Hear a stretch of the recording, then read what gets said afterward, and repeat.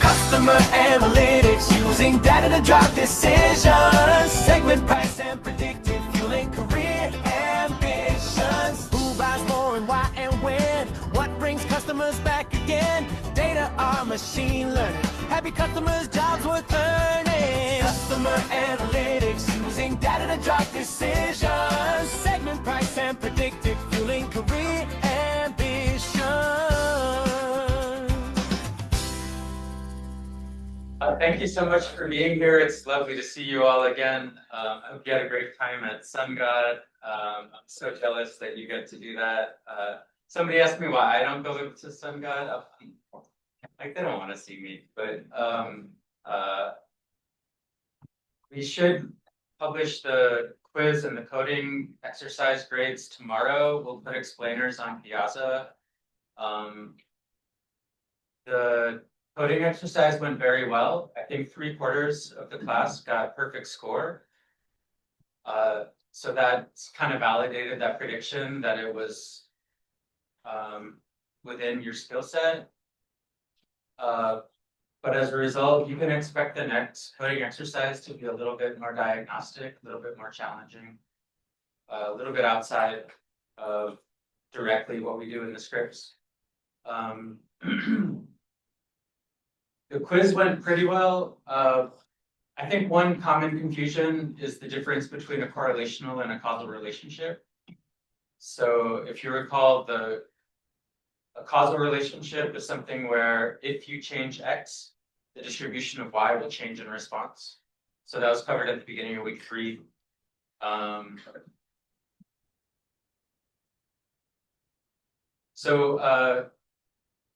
I've encouraged you every class meeting so far,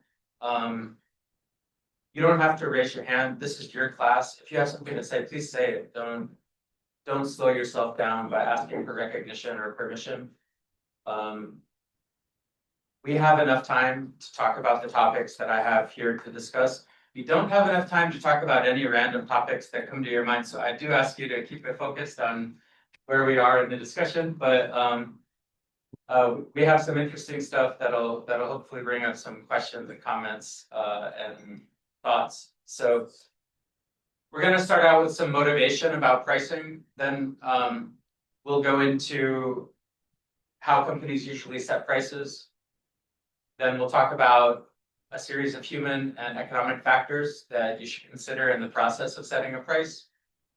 And we'll close with how you use good ways and bad ways to use a demand model to set a price. And then we'll implement those in the script. So it's a lot to cover, but that's why we need to definitely stay focused in discussion. The first of 3 motivating examples I'm going to share came out of the Federal Trade Commission in January of last year. On the last day of the previous presidential administration, the FTC released a study it had been working on about what it called surveillance pricing, which seems to be the non-disclosed practice of individualizing pricing. It could be a different price for each person, or it could be a use of individual data to classify someone in a segment, and then a segment-specific price being served to that person. The term surveillance pricing hadn't been used a whole lot before the FTC released this report, and it seems to be a very political term. And there's a lot of rulemaking around this recently. New York was the first state to mandate disclosure of personalized prices. Maryland just passed a ban on personalized prices for food. And there are a bunch of other states considering various actions. There have been a couple of pretty surprising developments recently. Delta told its investors that it was going to start personalizing all its prices. And then Congress decided to investigate Delta Airlines, big airline company. And then some senators sent letters to Delta asking if it was personalizing prices. And then Delta publicly said, no, we are not personalizing prices. So Delta has both said it is and said it isn't personalizing. There's a grocery chain called Kroger. They're pretty big in some cities. They're not quite as big in San Diego, but I think they have a few stores here.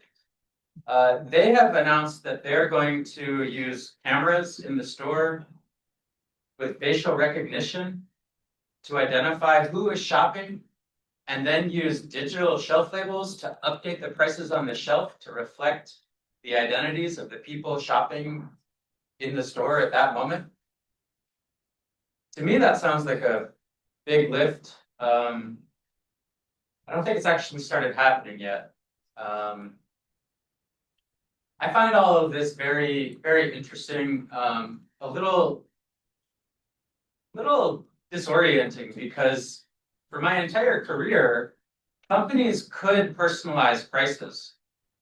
This is a capability they've had for a long time, but they don't. They personalize lots of things. For example, your search results are almost certainly personalized from most companies. Your recommendations are usually personalized, but your price usually is not personalized. And the reason they usually don't is because they're afraid of the market reaction. They're afraid of their customers getting mad at them, so they don't want to take a risk. So to see all this attention,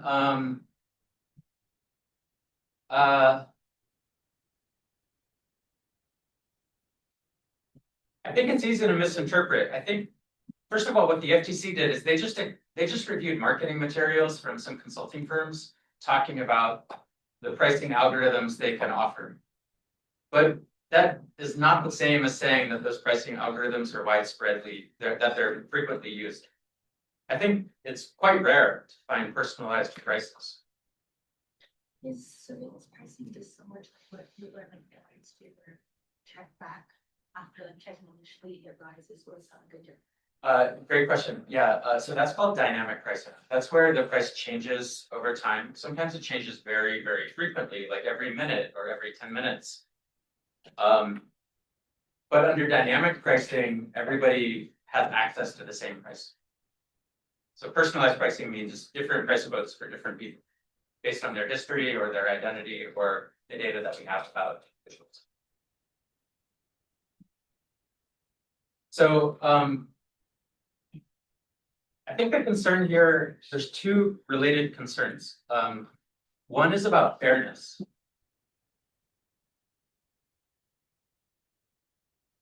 So it's kind of strange, right? Like is the world fair? No, it's deeply unfair, right? The circumstances you're born into, so many things are deeply unfair. And yet humans, we have a clear preference for fairness and an anti-preference for unfairness. Like little kids, if you ever had a younger sibling, you heard the word unfair about 10 times a day when you're growing up. Even my dog, like if I give my cat a treat, my dog gets mad. He's like, that's unfair. I should get a treat too. It's my interpretation, granted, but I'm confident in it. People, if person A gets quoted one price and person B gets quoted a different price, whoever gets the higher price quote, they get mad. It's unfair. So that's one concern here. The other is related, the non-transparent use of personal data against customer interests. So I don't think people are mad about high prices. That's normal. We're all accustomed to high prices. You just can't buy everything you want. Like lots of high price firms have no reputation problems. But it's just an odd thing for this to suddenly be so politicized when it's really never happened very much. And it still isn't happening very much.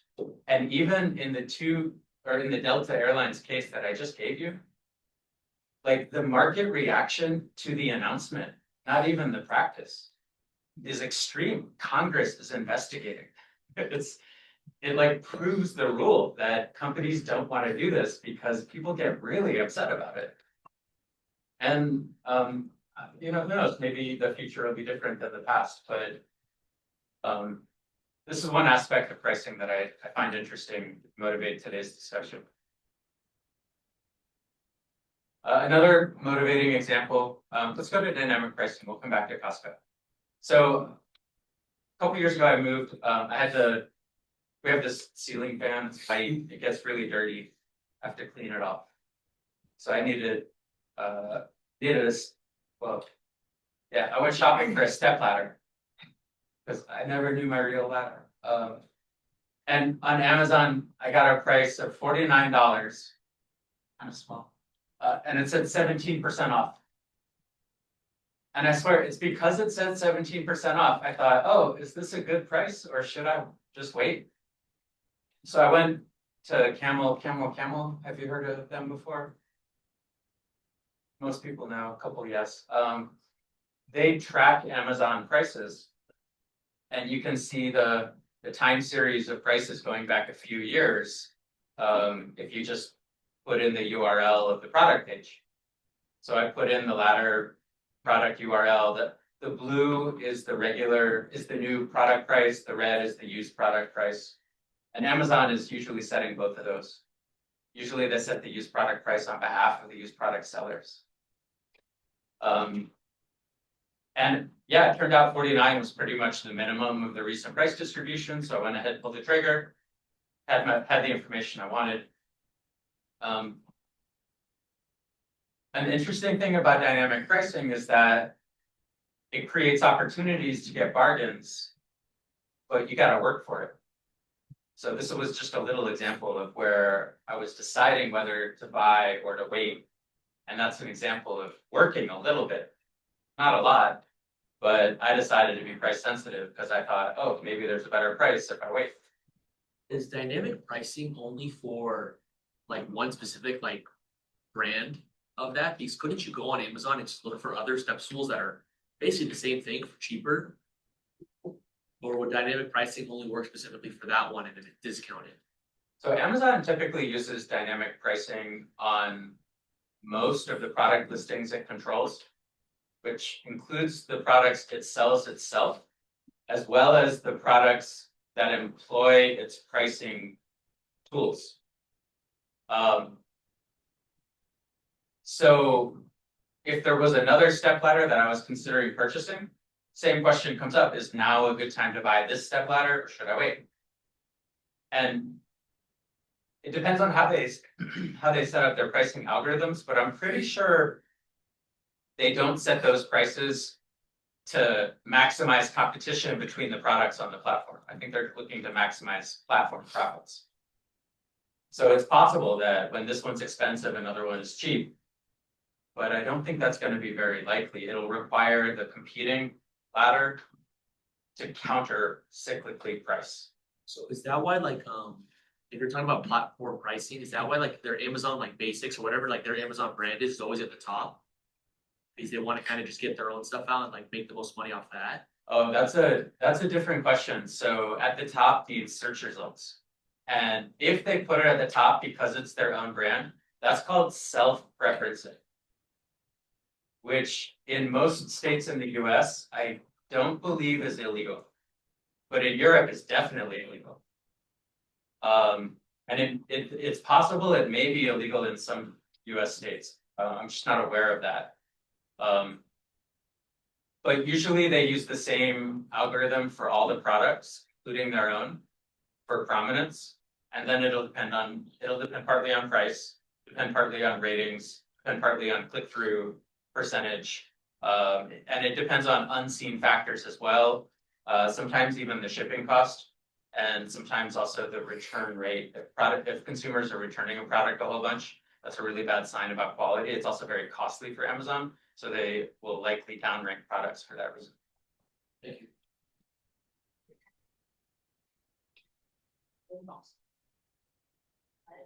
For 100 days, they kind of like changed the prices, like ice, like water, higher than it usually is to reflect that, like, of course, there's higher demand. Do you think that's like a predatory type of thing, or do you think that's just like natural, like, consequence, like, of demand?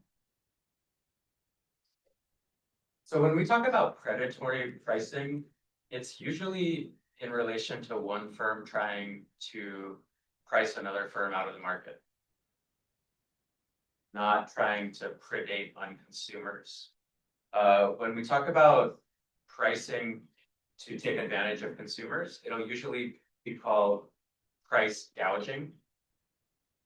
And so you would jack up the price in a time of extreme need, like chainsaws after a hurricane knocked down a bunch of trees or something like that. It's funny because people get really upset about time varying pricing in certain cases where they're not used to it or they don't understand the reasons. But the same people will readily accept time varying promotions or coupons or discounts in the same setting. So in my view, if demand is changing a lot and supply is limited, in most cases, I think it's okay for price to endogenously fluctuate to ration the available supply. And if you like to buy something and then the price goes up, what do? You just don't buy it, right? Like, or you buy something else. I've seen credible economic analyses that show that in the US, demand is becoming less price sensitive over time in recent years. I haven't seen great evidence on the mechanism why that's happening. But if a merchant raises a price for something that you want to purchase, you know what the price was in the past and the price went up, and you buy it, you're sending them a very clear signal. You're telling them, you didn't raise it high enough. I'm still buying this thing. So if you want them to charge a low price, if you see them raise it, don't buy it. Do something else. Or if you see them drop it, stock up. So yeah, in general, in a capitalist society, firms are free to charge what they want and consumers are free to buy what they want, and sort of trust this market mechanism to sort things out. Going back to, you mentioned that self-promoting in your own platform is kind of illegal in Europe. Why exactly is that? If it's on your own platform? Because, well, the major platforms are mostly non-European, whereas the companies participating in the platforms, for example, as sellers, many of them are European. So the European regulations appear to be protecting the European interests. And they have much tighter platform regulations and advertising regulations and privacy regulations. So I think that's a partial answer to the question. I could go somewhat deeper, but it's going to take us away from the topic of pricing. So, and in general, I think Europe tends to have much stricter consumer protection regulations than the US does. The US has a more market-based approach. If somebody is doing something bad, we should all figure it out and stop buying from them, which sometimes it works, sometimes it doesn't. How come people respond differently to dynamic pricing for products such as like on Amazon, but when it comes to things like search pricing on Uber, it's more like, I guess, accepted? Yeah, I think part of it is when people understand why it's happening. Oh, because of the demand like in the area. Well, when search pricing first came out, people hated it. That's fair. Uber had like a customer education process that they went through. Oh. Okay, our second motivation that I skipped over real quick. How many of you guys know the secret messages in the Costco prices? A couple of hands. Like, you know what they are before you look at this? Because I go there like every 3 weeks and I teach this and I forget it every single time. So if it ends in 99, it's regular. It's cheap. It's a good price for what you're getting. But if it ends in some other specific numbers, it means something else. It'll be like a widespread sale if it ends in 1949 or 79. Usually those are paid for by the manufacturer. It's like push. It'll be a local offer if it ends in 00 or 88. Usually that means it hasn't been selling as well as they expected, and they have some excess inventory they're trying to get rid of. A star means it's not coming back, so it's cheap, but don't expect it to be there next time. And a 97 means that's actually a clearance. My question for you is, why are they sending these secret messages through the price ending instead of just putting a sign on the shelf like every other retailer?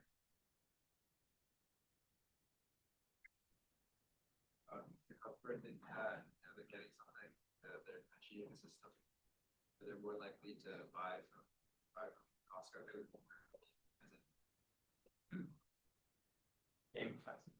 Secret code. Might differentiate between like committed customers. It's committed people. Like they're all listening to buy Costco. Costco could jack up the price of the rotisserie chicken to $8.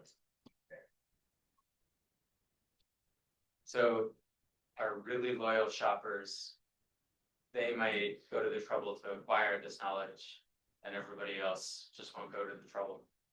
Yeah, so that's like a screening mechanism, right? So everybody in Costco is very price responsive.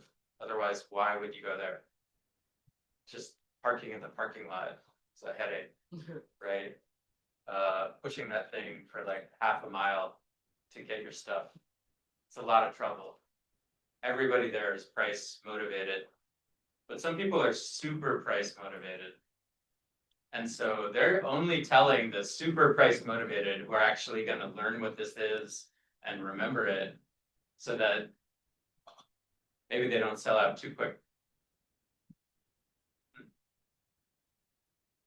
Okay, so the point here is that our prices can send signals, and we'll talk about that more as we go tonight. So the first topic we're going to talk about is how companies usually set prices. And I believe they tend to use easy methods that leave a lot to be desired and probably leave money on the table. We'll go through a particularly easy approach, which is not a good approach, but maybe the best you have available before you start selling something. And some of you will use this in the future when you found a startup. We'll also go through something that, have you guys heard of von Westendorp before? Anybody? Not yet. Okay. This seems to be gaining steam. In my opinion, it's pseudoscience. I want you to be aware of what it is and don't trust it. So we define marketing in week 1 as meeting customer needs profitably. We want to produce customer satisfaction. We want to produce a profit. And if we're not doing both of those, we're not doing marketing. Pricing is how we capture our share of the value that we create. Super, super important topic. To motivate the gains available, there's a really famous report that came out of McKinsey. It's a while ago. The methodology of the report was highly questionable. They correlated a bunch of different marketing variables with accounting profits across a sample of public corporations. And what they found was that a 1% price increase holding everything else constant led to an 11% profit increase. And a 1% price decrease holding everything else constant led to an 8% profit decrease. Now, this became really famous. It got taught in most MBA programs. There's 2 sort of major limitations of this study, which are often misunderstood. One limitation is that it just doesn't make sense to hold the price constant, to vary the price and hold everything else constant. because we have something called the law of demand. Demand slopes down. If you change the price, the sales will change. The second limitation is that this was a correlational study. A lot of times when profit changed and price changed, it's because some external factor was driving both of them. So these can be valid correlations, but it doesn't mean the profit change was caused by the price change. It may have been partially caused, but in many settings, you would think, oh, a competitor changed their price, our demand shifted, our price shifted, our profit shifted. So there was no notion of causality in these results, but the reason I think it became so famous is that it illustrated the order of magnitude of the potential gains from optimizing price, which basically come from the typical size of the contribution margin divided by the price. So let's say you're selling a product for $1, and let's say it costs you 90 cents to provide that product. Your profit margin is 10 cents.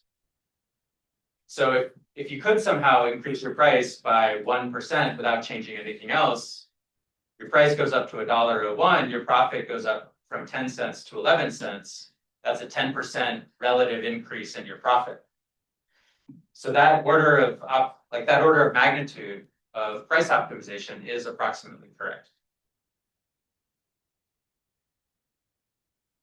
And when you talk to economic consultants, they typically say price is the easiest thing. If you want a quick win, usually raise the price. And there is a short run, long run tension here. There's a guy named Jeff Bezos who used to be at Amazon, and one of his famous quotes was, "Your margin is my opportunity." You get greedy on how much you're taking out of the transaction, you will see me in your market. And they've entered a bunch of different markets. So the short run optimization may invite the long run competition, which leads to more challenging short run optimization in the future. So super important topic, but also very challenging. So this was a survey of managers internal at an unnamed but claimed to be well-known and sophisticated manufacturer. So the pricing managers were surveyed regarding their knowledge of factors related to pricing. And 84 and 81% said they knew the variable cost and the fixed cost of the product pretty well. 75% said they knew the price of their competitors' products. 61% said they knew the value of their product to the customer. And then we get a big drop.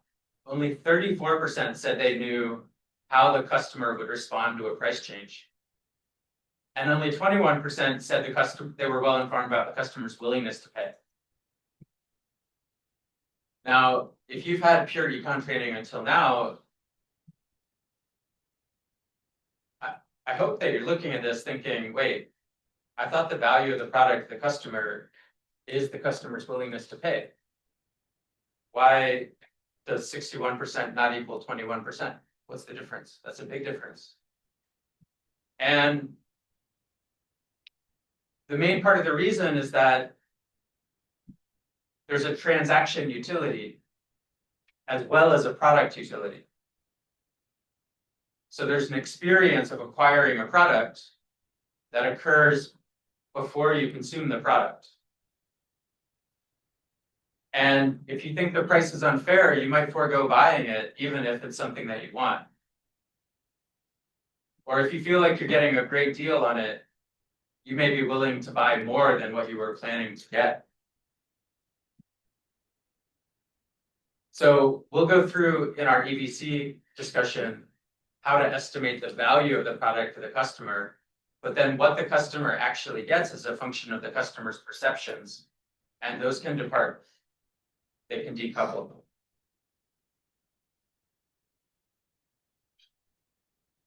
And these things up at the top of this list, these are the easiest things to know. So the internal costs, you just email your accounting team, you say how much. your competitor's price, you just pretend like you're a consumer, you go shopping. You can find those things out. The customer factors are harder to know. And I think that's why they are less certain. And they figure into the pricing decision less often.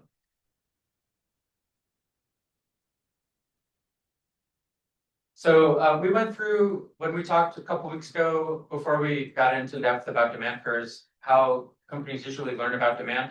And many of those same approaches are used to set prices. So we're not going to go through them again, but the three most common, according to pricing manager surveys that we'll look at in a minute, are called value pricing, where you base your price on how much your customer wants your item.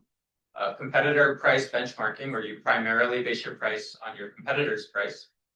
And cost-based pricing, where you have your cost and you have your desired margin, and you set your price by adding those two together or multiplying those two together, either way.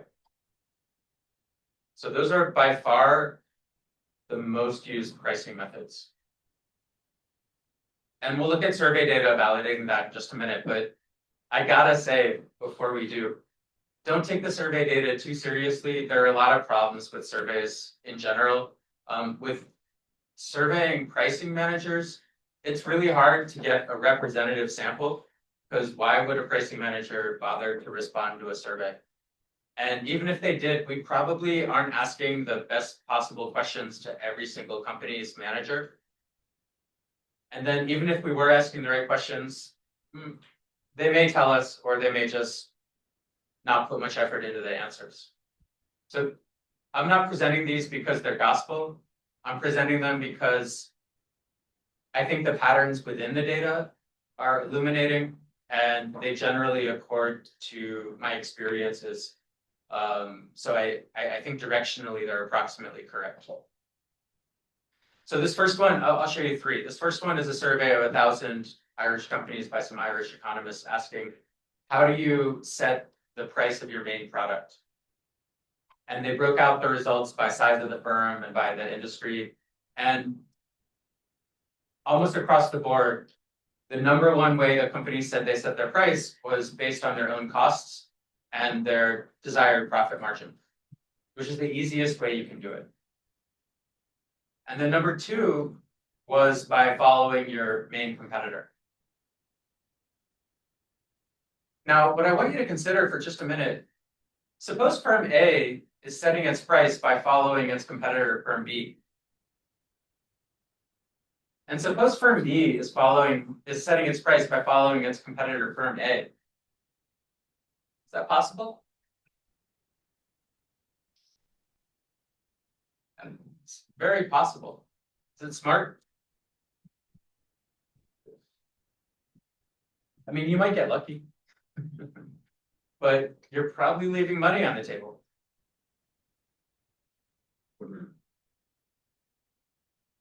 Yeah. So like speaking about that, but like because the quality of everything is different, when you set in the price, like shouldn't you have that in mind? Like for example, like with photographers, not every photographer is as good as another one. So I just feel like you can't just set your price. Would you disagree? Like, but you have to know your lane.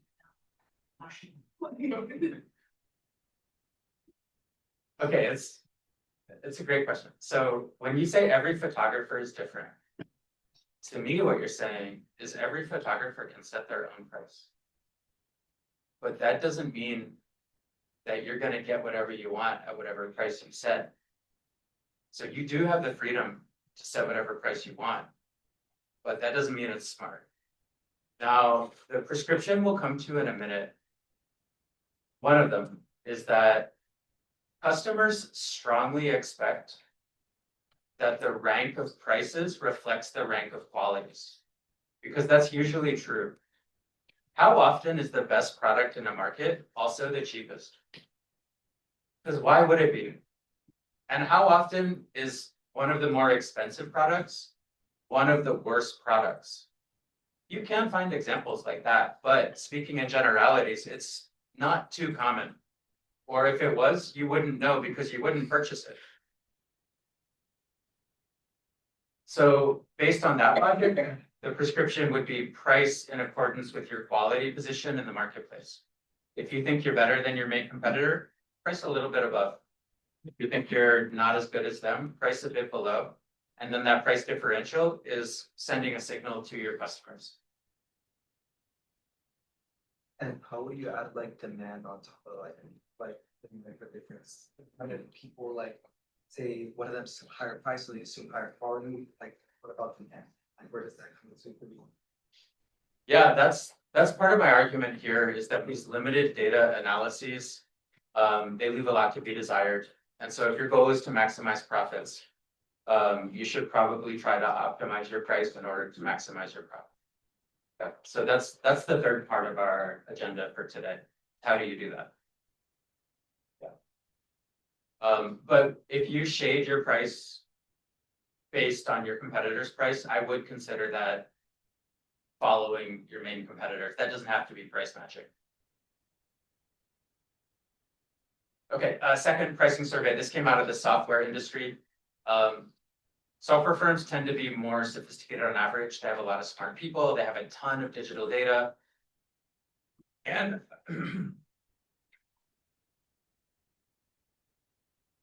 across revenue categories, according to the survey, all three of these limited data approaches are used in every bucket, but annual revenue strongly predicts increasing use of value-based pricing.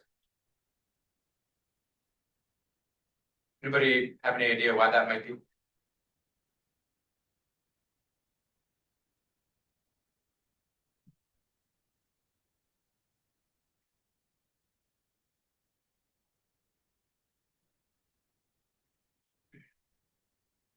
The first thing that comes to mind is you're making a lot more money without.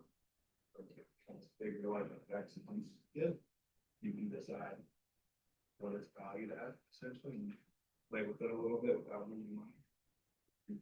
Yeah, I would agree with you. That to me is the first order explanation. I would probably call it either differentiation or market power. So the more unique your software is, the harder it is for your competitor to replace you. I'm sorry, for your customer to replace you with a competitor. And so that tends to be a predictor of profit, and it tends to be a predictor of the ability to use value-based pricing. And also, I think value-based pricing is probably more profitable than these other ones on average, which is a secondary sort of reason for this potential correlation, almost like a co-determination between these two variables. The third pricing survey I'm going to show you was collected by a nonprofit that exists to promote pricing algorithms.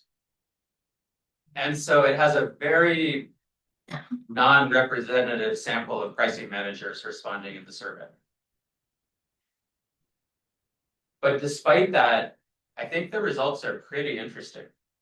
So one of the questions was, how often does your company change its price? And even among this subsample that's responding to this algorithmic pricing focused organization, it was over 60% of the sample that said we either change it quarterly or we change it annually. Which is a little crazy to me. That's a very infrequent rate of changing prices. And to me, that is a likely indicator that, again, we're leaving money on the table. So if we're only changing it every 3 months or every year, there's a good chance the reason for that is our internal organization. We have a committee that meets to consider price changes, and it meets quarterly or it meets annually. And then if they decide to move the price, then we'll move it. That is not the same as trying to maximize profit. And you see this in big companies especially. So the company that feels safe to go work at tends to attract a bunch of risk-averse people. And after those risk-averse people select into those manager positions at the big safe company, they're in an environment that tends to punish failure much more than it rewards success. If you change your price and increase profit a bit, what'll happen? Promotion, a little bit more money, bigger team, bonus. If you change price and profit tanks, what's going to happen? Thank you for your contributions. You've been a valued part of Acme Corporation. It's asymmetric, right? And so you end up getting a lot of people playing it safe. And so when there's uncertainty around the potential payoff to an action, what's the safe thing to do? Now we'll think about it next year. That's what this infrequency of price changes says to me. And then look over here on the right side. What are the main inputs into your pricing algorithm? Costs and past profit. That's right back to cost plus that we just talked about. Competitor price is third. And then 54% say past customer behavior. So that's good. Okay, so these are the best surveys I can find. I'm not choosing these surveys because they make the point I want to make. These are the best ones I've found so far. If you find a better one, send it to me, please. I'd love to update this. At like the continuous pricing, why would you say that like certain companies like continue to stay cheaper? Is it just because we're still the same?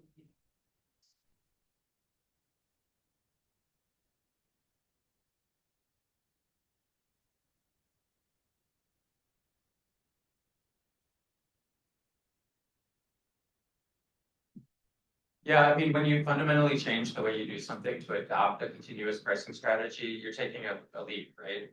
It's hard to test that leap before you take it. And then you may induce some customer behaviors that you don't want. Like you may induce your customers to start shopping for when the price is going to be low.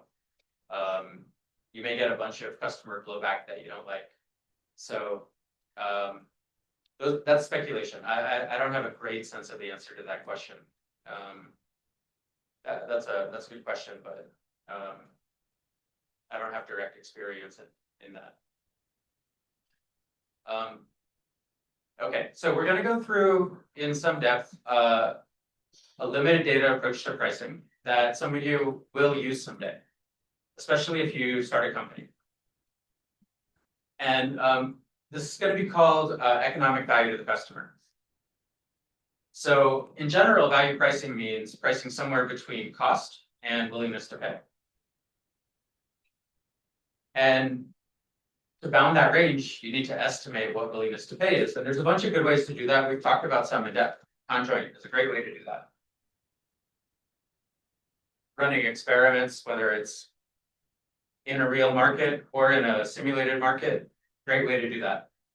But those things take money, they take time, and they take expertise. And if you're starting a new company offering a new product, you're going to be short on all three of those. And so you're going to need something faster in order to predict the financials so that you can get the investment capital you need to operate. That's where economic value to the customer comes in.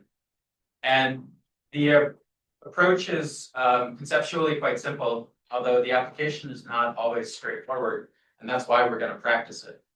So the idea is we're going to try to estimate how much the customer should be willing to pay based on cost savings and incremental value of the product. And then, and that's relative to whatever they're doing if they don't buy the product.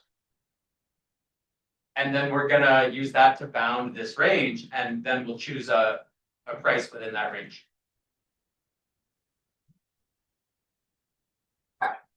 Okay. So I'm going to tell you how to do it, and then I'm going to ask you to do it. And then I'm going to show you my version. And if you sort of engage in this and make the effort, then when I show you my version, it will help you to understand how to apply the framework. If you don't engage, that's okay too, but you'll forget the framework before you walk out of the room. So I think it's in your long-term interest to make a little bit of effort in a minute when we practice this. All right, 4 steps. First step is what are they doing if they don't buy our product? So our product is gonna be X, it'll be conditional on their next alternative, which we're gonna call Y. So the first step is just to figure out what's their next best alternative. Usually we can find this out. We can watch them or we can ask them. And they don't have a strong reason to mislead us on this. But we do have to be careful. We do have to make sure that we figure out what is their best alternative. Because if we don't, if we take the wrong alternative, we're going to overestimate our EBC. That's going to lead us to price too high. The second step is figure out the non-price costs of both Y and X. And that'll include both the fixed costs and the variable costs of consuming both products. So to give an example of that, suppose you're estimating EBC on an electric car for a customer who's been using a gas car. Well, a startup cost of an electric car might involve something like installing a charging station in the garage in their house. Whereas a post-purchase cost or a variable cost of both cars would be the fuel required to operate the cars, to actually consume the services, to get utility from the car. So we're gonna try to figure out both and add them up and put them into non-price costs. Now, this is challenging because their next best alternative Y, they've typically already sunk the startup cost to use Y. And so to get them to change to X, we have to get them to pay a startup cost. So it's almost like giving Y an incumbent advantage, but that's how the choice is in the real world as well. So that's actually a feature of this framework, not a limitation. Wait, so just to make sure I'm understanding, so technically it would be like 0 plus the total purchase cost for a doctor, right? Because there's no startup cost at all. If the startup cost of Y has already been paid, it's sunk, so it will enter as 0. Great question. Third, we're gonna try to figure out the economic value of any incremental features or benefits of using X over Y. And finally, we're going to do a little bit of addition and subtraction where the utility of X over Y is going to be increasing in the cost of the financial cost of Y, the difference in the non-price costs of Y over X, and the incremental value of X over Y. So the math is very, very simple. In practice, when people do this, they spend their time trying to get the assumptions right. There's usually a great deal of uncertainty and subjectivity that goes into calculating these inputs. Now, I have a couple of tips before you apply this. First of all, the best alternative is not always a commercial product. It could just be not solving the need, or it could be solving the need by myself in some homemade way. I'm gonna ask too, in terms of why, I feel like for most products, it's not gonna be a singular, like, absolute best alternative. It's more than likely gonna be a bundle of things. How do you kind of go about that? Do you do a separate calculation for each good alternative? Because usually there's not gonna be one that's gonna be substantially above the others. Okay, so where this is going to be most helpful is going to be for something that we plan to launch that doesn't exist yet. So like a differentiating product. And then we're going to be looking at the core need. When we think about why, how do they solve their core need? And where I fully agree with you is that different customers will have different next alternatives, which is actually exactly my next point, that both EBC and the reference product can be heterogeneous across customers or segments. And so the most important calculation is for the segment that we plan to target. But we would generally like to know, to estimate EBC across segments and also show how it varies with different reference products. Yeah, good question. A third consideration in implementing this is that you'll typically have some factors that are hard to quantify. And if they're hard to quantify, I would say don't put it into your EBC estimate, use it as a qualitative motivator for the price that you choose. And finally, it's kind of easy to laugh at this if you haven't been in this situation. But if you come to a negative EBC for your target segment, do you know what that implies that you should do?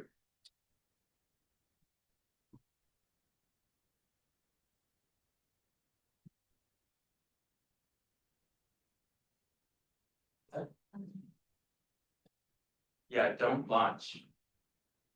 You are predicting that your product doesn't offer value to your target customer. And that's really simple to say when you have nothing in the game, right? But I've had MBA students come to me multiple times and they say, I calculated EBC for my product and it's negative. What do I do?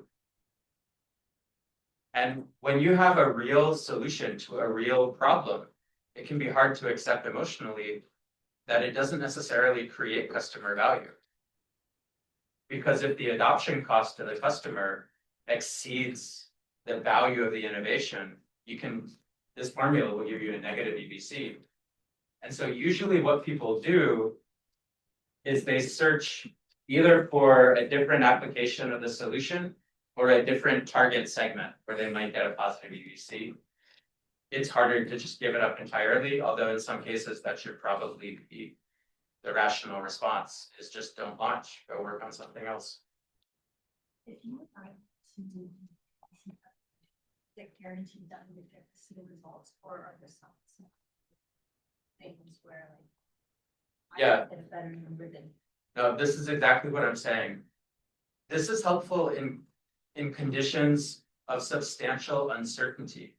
When you don't have time, money, and expertise to do a full-blown market research study, and oftentimes you don't even have a product yet.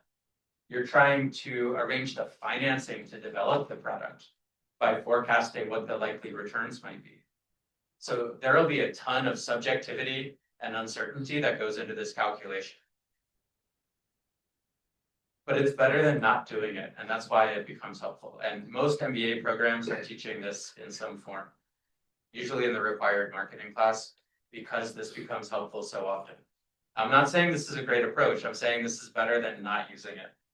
And it's often the only available alternative. Okay, let's practice. So I want you to calculate EBC. I'm going to give you about 3 minutes. The product is called the Bataroo Boost. This product was launched on Indiegogo and raised about $400,000. The Bataroo Boost is a durable metal sleeve that increases disposable battery life by 800%. With a thickness of just 0.1 millimeters, the sleeve can be fitted over any size battery in any size compartment. And to align our numbers a little bit, assume a typical battery costs 50 cents. So I'll give you 3 minutes at 5:57. I'll show you my version. You'll get more out of that if you have attempted your own version first.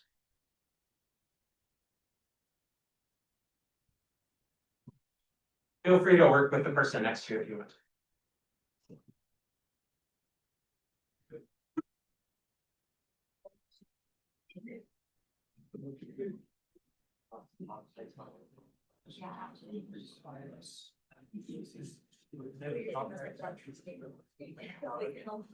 that's why I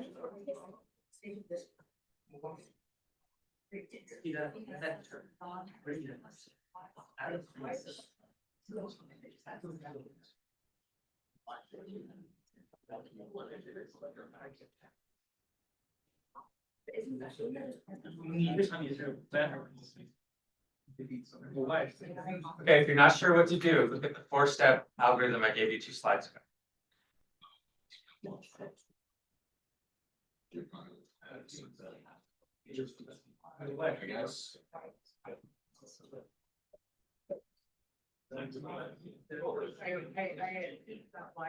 So why is this?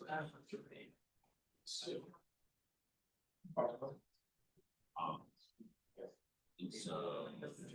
Non-price cost.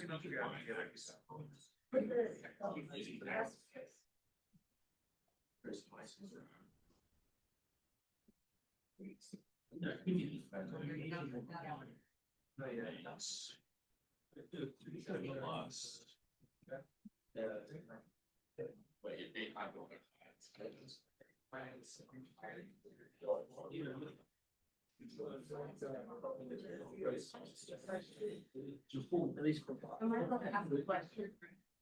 Okay, so with this, you don't measure like how much expensive something is when you're like lost, like just doesn't make sense. How what? Like how it's used. So like for example, like I'm gonna give another example that's not this, right? But like for example, if you're deciding whether to buy like cake, like baking or stuff, like buying a cake seems to test. That might be better than someone who would like this doesn't take that. You might put that into incremental value. But does it save you time? What's the value of the time?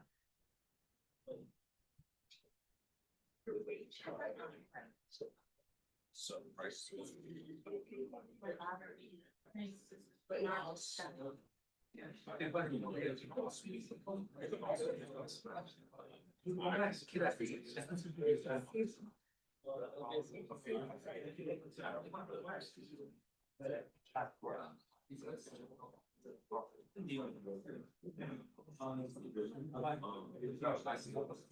Okay, 20 seconds. Yeah.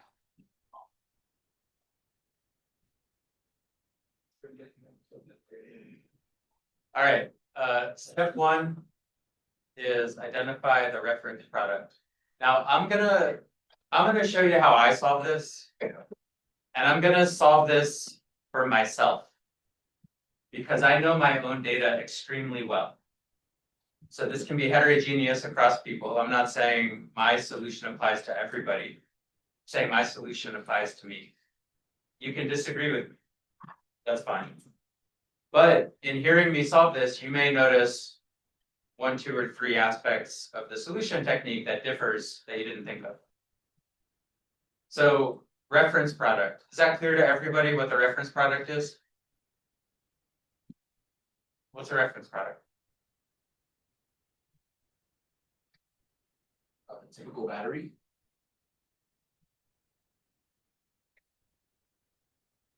Not in my version. You may have a reasonable version that has that, but for me, if I don't buy the battery boost, what do? I just go on not having a battery boost. Like I have every other day of my life. This is like a new category that I have never consumed in. I have no substitute for a battery boost that I've ever had, other than replacing batteries. So for me, I'm going to classify Y as no battery boost, which has a price of 0, because it's not a commercial product. Now, I'm going to try to quantify the difference in non-price cost between battery boost and no battery boost. So if I think about extending the life of a battery, like I use batteries sometimes, but I don't change batteries very often. Like I don't use flashlights anymore. And a lot of the batteries I use are rechargeable. So like something I do change the battery in is my TV remote control. And I change that battery probably like every 20 months. So I have to decide what's my time horizon in this.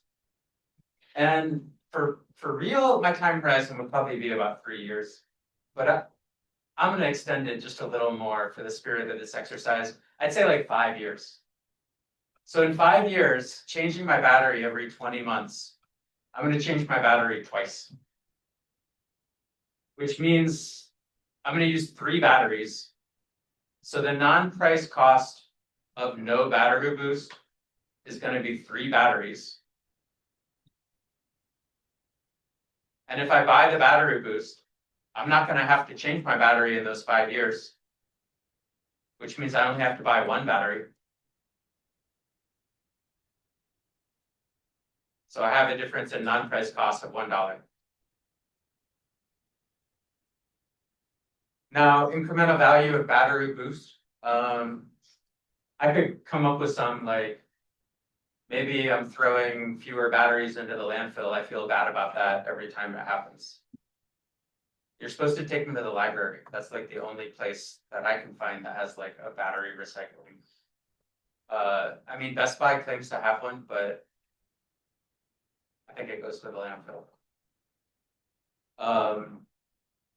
Yeah, I could, if you can put a number on that, you could quantify that as incremental value.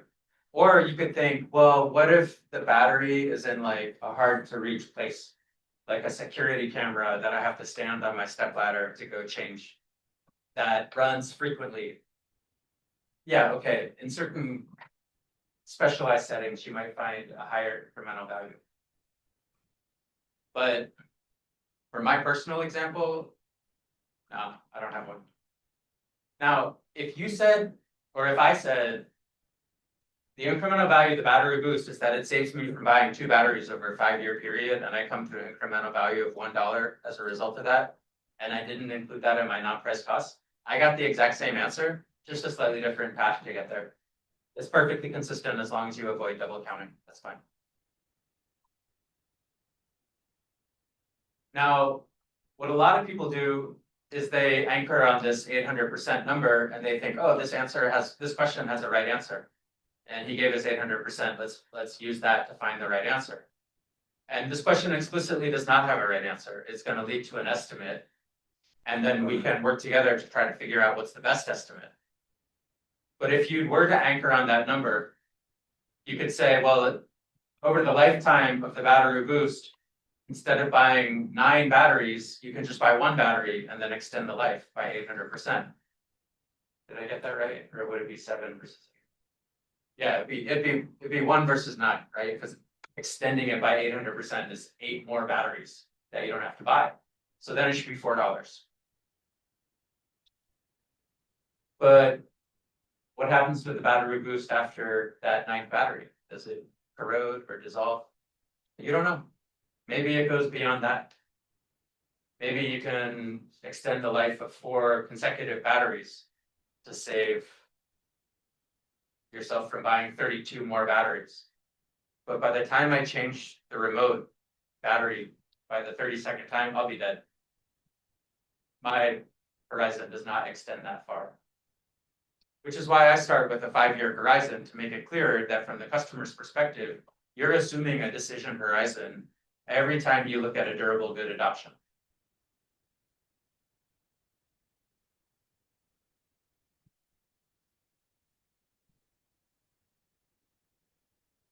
So I know the question will come, so I'll preempt it. No, I'm not going to ask you for an EVC calculation with an objective right answer. That's not going to happen. But yes, I will check to see if you understand some of the qualitative factors that we have just discussed when it comes to calculating EVC.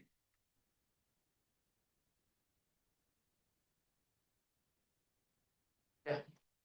Wondering, I think I missed when you calculated from 1.5 for the non-price costs. Yes, so the context of this calculation is I'm going to look at a 5-year horizon where I'm changing the battery every 20 months. So as a result of using my alternative, which is no battery boost, I'm going to need to buy a battery in month 1, change the battery in month 21, and change it again in month 41, leading to 3 total batteries. So the non-price costs of no battery boost is 3 batteries or $1.50. Does that answer your question? The 50 cents would be using product to extend life. Exactly. Yeah. So the incremental value, that can include like actual dollar amount saved, or you prefer like a non-dollar amount to a dollar amount, like you were saying, if it makes you feel better that you're not throwing it in the trash, you have to quantify that into a dollar amount. that incremental value term would be whatever you quantified as dollars plus your actual dollar saved. Everything you said is right. I'm gonna supplement it with a little bit I talked about here. Sorry, here. There's the confidence in deciding whether to quantify something and put it into EVC or not. And so there's some threshold where, in my opinion, the way you should do it is if you feel pretty confident about your quantification, put it into EVC. If you don't, but you believe it's real, use it as a factor to decide where to set the price within that range after you calculate EVC. Either way, the difference won't be that large, most likely. But I wouldn't say like put everything possible into EVC because then you're gonna make your estimate very noisy. Why it's growth rate?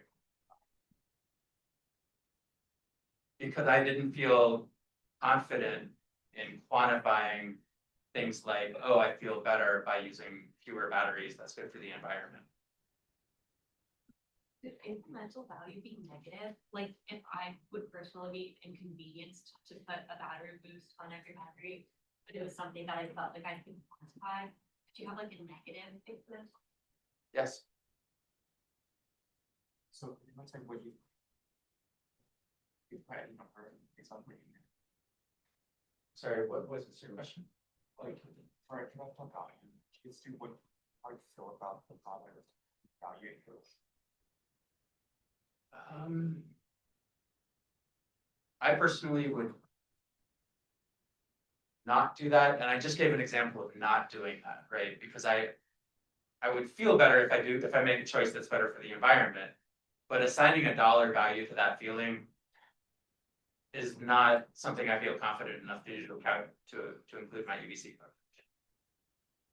Can you give us an example of something you did like that would be? Oh, sometimes like a time savings. If you can put a dollar value on the amount of time saved and you can estimate how much time was saved. And especially in a professional setting where time and money are more fungible than in like a household setting. You could do a pretty good job in some settings. Now, let me ask you a question. Why don't you already have a battery boost in your TV remote control?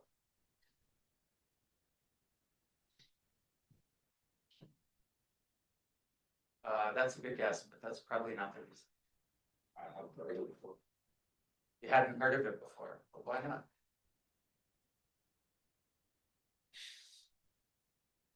Like wants a battery boost. Arizona doesn't want it to come out. Big battery is blocking the battery boost. Maybe they can see what's.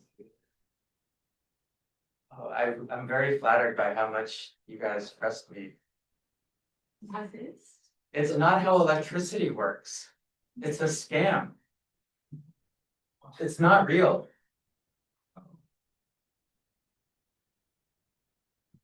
This was actually the second time they ran the same scam. The first one was called the Batterizer. I would be thrilled if this thing actually existed and worked the way they promised. I'd be so happy about that, which is exactly the setting in which a scam is very profitable. You sell someone something they want to be true. But like, batteries come in multiple sets, so like, where my confusion is who wants this? Everyone who buys batteries. It's so annoying to change a battery. It stops working. You gotta buy more batteries. The batteries go dead in the shelf, you know.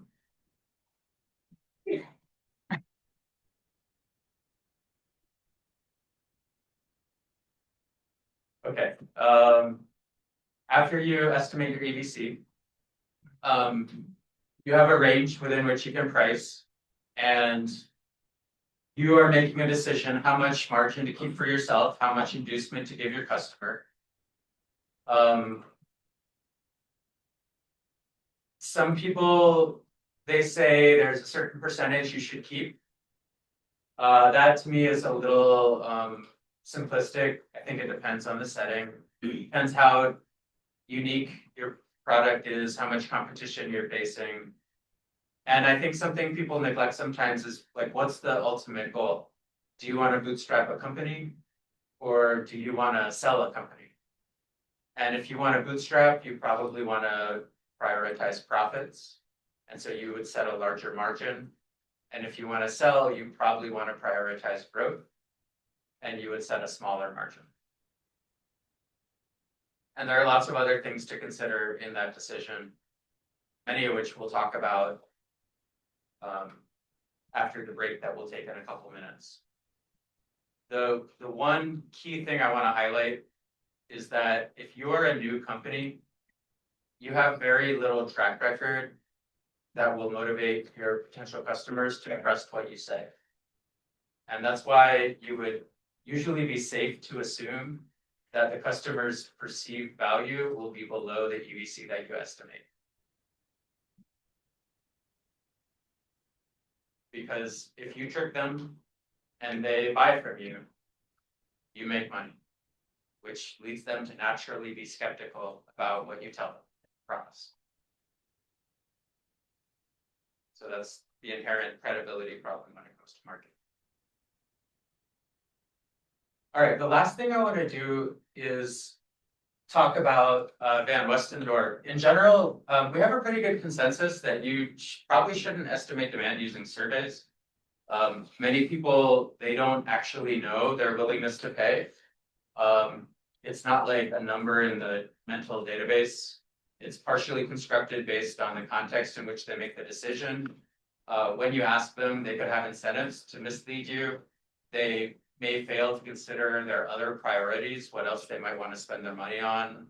And they may do something called self-signaling. They may make themselves feel good by giving you an answer that reinforces their self-image rather than what they would actually do.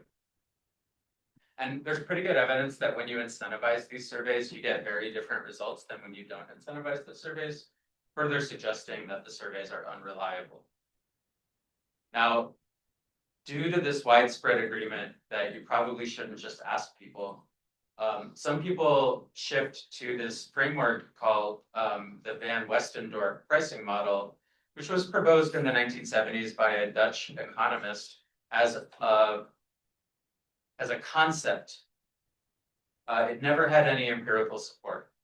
It's a very interesting concept. It sounds plausible and it also sounds complicated. So the idea is that you're going to elicit distributions of reference prices. So most products, there's a price at which you would price someone out of the market, but there's also a price at which they would see it as being too cheap. Like if you try to sell me a hot dog and you offer me a hot dog at a price of like 20 cents, I'm not eating that hot dog. That's a cheap price, but that hot dog is made of like chicken beak and like horse hoof. Like I don't know what's in that hot dog. I wouldn't eat that hot dog at any price if you're selling it at 20 cents. It's too cheap. Or if you offer me a root canal for 50 bucks. No, too cheap. So what you do is you ask people at a given price, is this too cheap, acceptably expensive, or too expensive? You ask that for many prices, for many people, and you come up with distributions of price perceptions. And there's 4 distributions. And as the price goes up, the too cheap and the acceptably cheap distributions, they go down. So that's pictured here. A lower percentage of people are calling it cheap when the price goes up, and a higher percentage of people are calling it expensive. And Van Westendorp's thesis was that you wouldn't want to price below the crossing point of the acceptably expensive and the too cheap distributions. And you wouldn't want to price above the crossing point of the acceptably cheap and the too expensive distributions. And then he said, probably you want to price somewhere in here. But he didn't actually say where you should price or why. Now, from what I can tell, this is gaining popularity. There's two problems with this. In my opinion, the first problem is that this has been around for 50 years, and I have yet to see reliable evidence that this works. That's an absence of evidence by itself. It may not be conclusive, but it is suggestive. If it worked, we probably would have seen some kind of evidence that it works.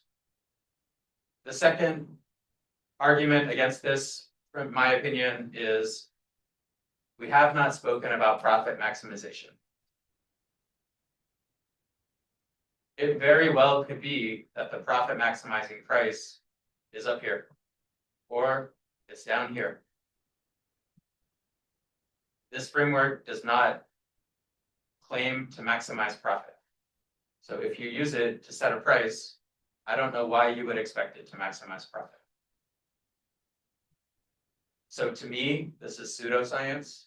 This is probably a great way to sell consulting engagements. I don't know why you would think this would work.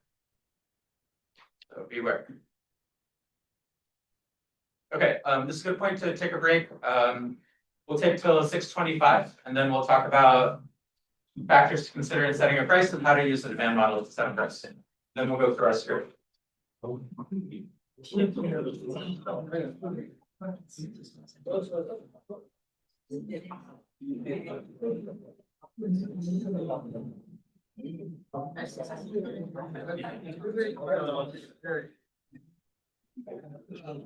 now, it's positive.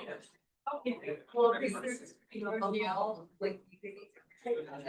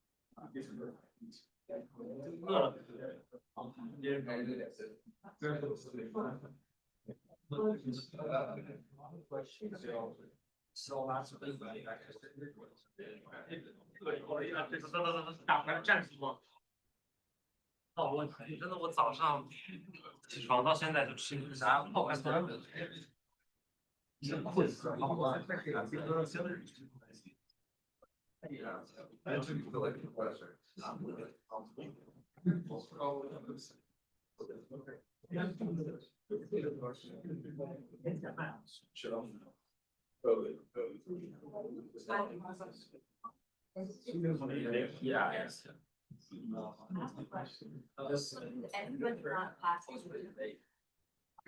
Yeah.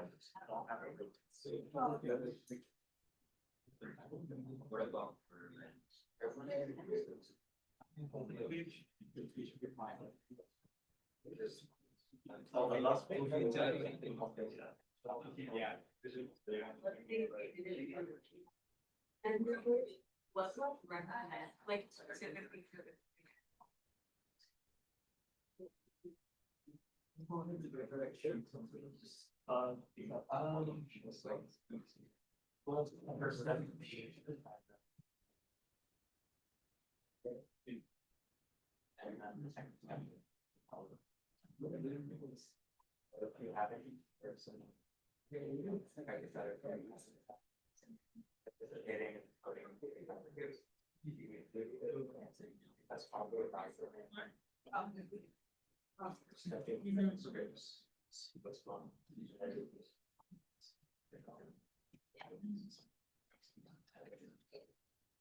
Third general consideration is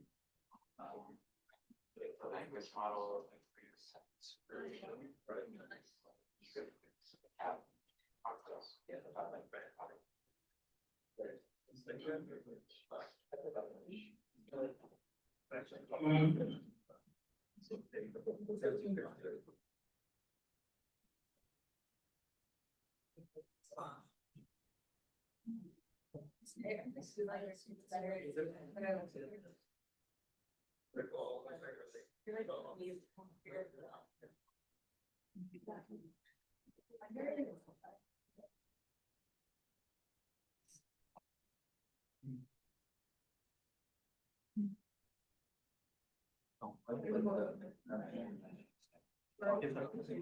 Tomorrow. I don't know how time. No, where's the average? I'm not. Yeah. No idea about the confidence. And then.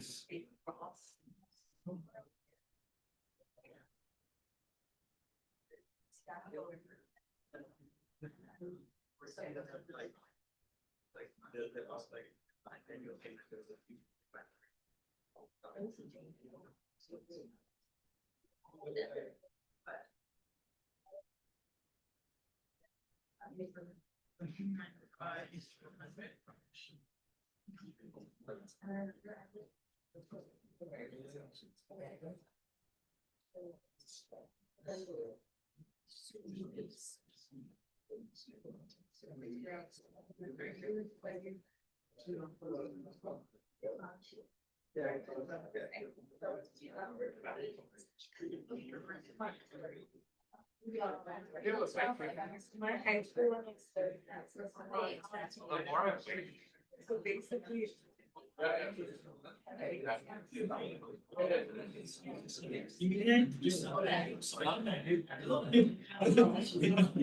Oh, yeah.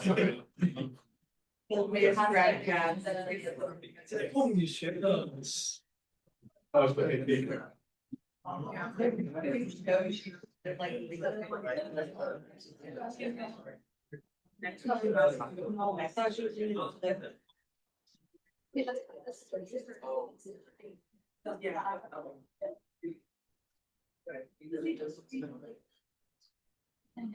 Yeah, I watched it.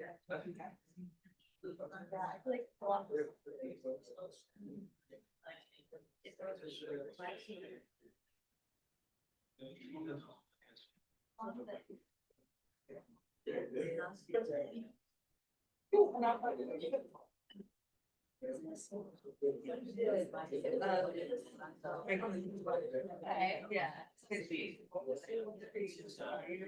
Like literally what I did is like I want like it's like you read it, it's just it's 3D, but it's like my features.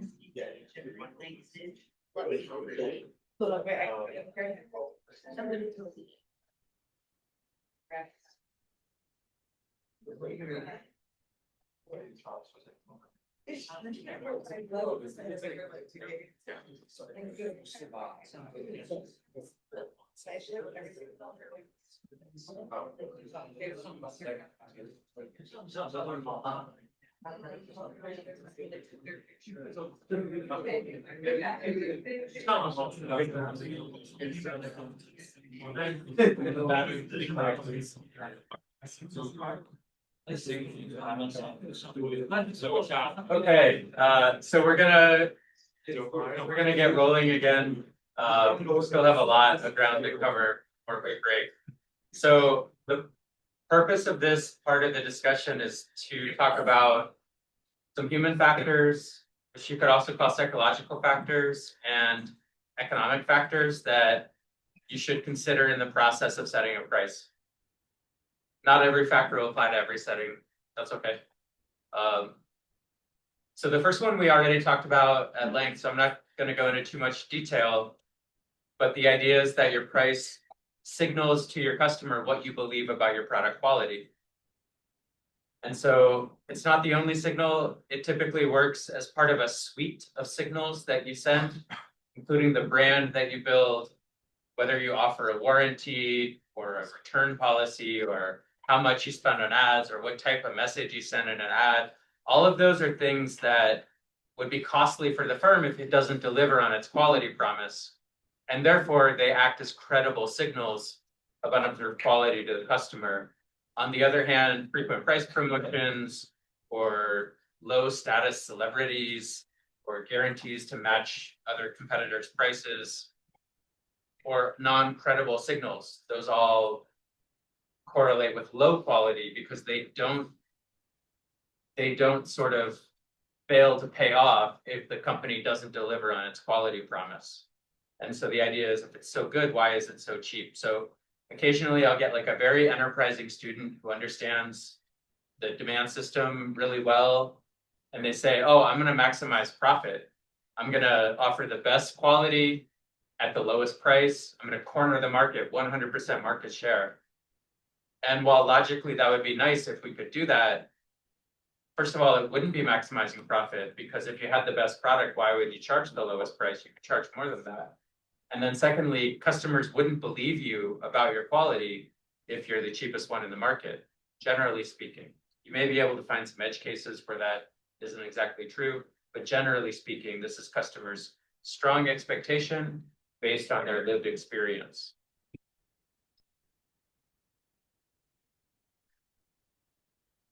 If you're ever in need of a haircut in New York City, you can go visit Julian Farrell and get your haircut for the low, low price of $1,250. He apparently cuts the hair of some celebrities and famous athletes. Anybody know who this guy is? I'm not a tennis guy, but I'm told his name is Nadal. Is that Rafael Nadal? I know you're being. Oh, yeah. Wait, nobody knows. Okay. Natalia knows, just didn't want to. For a while, in the New York salon industry, there was what's called a reverse price war. The highest end salons kept topping each other's highest price, and the max haircut price got up to $8,000. And that's kind of a silly thing. Not many people were ordering the max price, but it's a expression of how price can signal quality, especially in settings where quality is hard to judge. Because who's to say what's the best possible haircut? I had a friend, he paid $800 for a haircut back in 2008. And that's because he was taking a picture for his book jacket. And so that book jacket picture was going to precede him in his public speaking engagements, on his website, on the book itself, with his readers, for probably a decade if the book is successful. So he wanted the best possible haircut. And I don't think he got one better than what I have right now, personally. But who am I to say? Who's to tell the quality of a haircut, right? Would this also be like price selection, because he already cuts like famous people, so he's like trying to put price higher since he knows his like audience? Well, that's kind of the unspoken question, is like, did Nadal pay for that haircut? Or did he pay Nadal to come sit in his chair and take a couple photos? Throw in a haircut for free. Or we'll give you 10 haircuts if we can post one shot on Instagram. Just with that too, that's like, it's not 100K, it says 200, 250. Oh, those are other There's styles. just be that one person he tipped out. What I know is this is the guy whose name is on this salon. And the other people who work there, usually that's a contracting arrangement within this industry. They rent space, and then you can choose who you go to, and they set their own prices normally. So that's his price. For this particular stylist, yes. Yeah. So psychological factors can lead the customer's price perception to differ from the price itself. We have generations of research about this. A pretty good summary that I respect indicates that the perceived price is a function of the customer's reference prices, which are based on what they've paid in the past and other prices they know about, how the price is presented, and the customer's perception of the fairness of the price. So if you're interested in this, there's a good review chapter here, and we have other classes that go really deep on this. I'm just gonna go through a few examples, some of which are real, some of which are questionable. So e-commerce retailers tell us that a good way to increase sales, even without cutting price, is by making it easier for the customer to understand how to buy. And if you look at it from the customer's perspective, yeah, there's the money that they have to pay. That's really important. But there's also the thinking cost that they have to go through to decide to buy. And sometimes there are physical costs to acquire the product. And if you can simplify or make those easier, you can have a similar effect on purchase without actually cutting your margin. And the ultimate expression of this was a patent that never should have been granted. Amazon in 1997 got a patent on the one-click buy button. And the idea was you could buy a product online just by clicking a single button. And at the time, every competing retailer had a multi-step process to enter your shipping information, enter your payment information. And that was Amazon's claimed innovation, was simplifying the existing process. But really, that was like patenting a cash register without anyone standing in line. Like that never should have been issued, but it was. And when Apple introduced its App Store, it licensed this one-click purchase button from Amazon. So for about 12 years before the patent expired, every time somebody paid for an app on Apple, Amazon got a tiny royalty.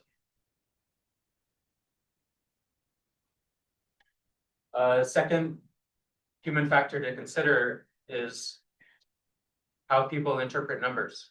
So I'm gonna ask everybody in here to vote for exactly one of the two following options. Context, if it matters, was buying margarine at a grocery store. So option A was a regular price of 89 cents, sale price of 75 cents. Option B was a regular price of 93 cents on sale for 79 cents. The question is, which one is a better deal? If you think option A is a better deal, please raise your hand. Don't be half-hearted. Okay. If you think option B is a better deal, raise your hand. If you really can't decide or you're not paying attention, raise your hand. Must be can't decide, because if you're not paying attention, you wouldn't hear. All right, that looked to me pretty close to 50-50 between A and B. Over 80% of customers say option B is a better deal. Of course, the magnitude of the savings is the same, obviously. And of course, the proportion of the discount is larger for option A because you're discounting a lower retail price. So you got a smaller denominator, a bigger proportion. So why do more people say option B is the better deal?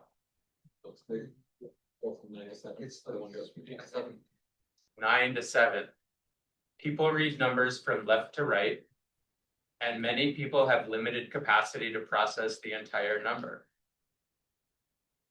So many people are just going to compare 9 to 7, and that looks bigger than comparing 8 to 7. That's called numeracy. Just like literacy is the ability to read and write, and that varies. Numeracy is the ability to understand numbers. That varies as well. I've seen credible estimates that around 15 to 20% of the US population is functionally innumerate, that they have a really hard time interpreting numbers. I've had experiences in grocery stores in rural areas, multiple experiences where the person in front of me in the line brought a whole basket to the checkout, had some money, didn't know whether they had enough money to buy everything they put in the basket. Turned out they didn't. they entered into a negotiation with the cashier. And the cashier was saying, all right, look, if we take these two things away, you can afford the rest of this. Or if we take this one expensive thing away, you can afford everything else. And me standing there, not having seen this many times before, I was fascinated. And it was very clear, the cashier had, this was normal. The cashier had done this before. So if you grew up in an affluent or well-educated area, you may have less experience with this. But lots of people struggle to interpret numbers.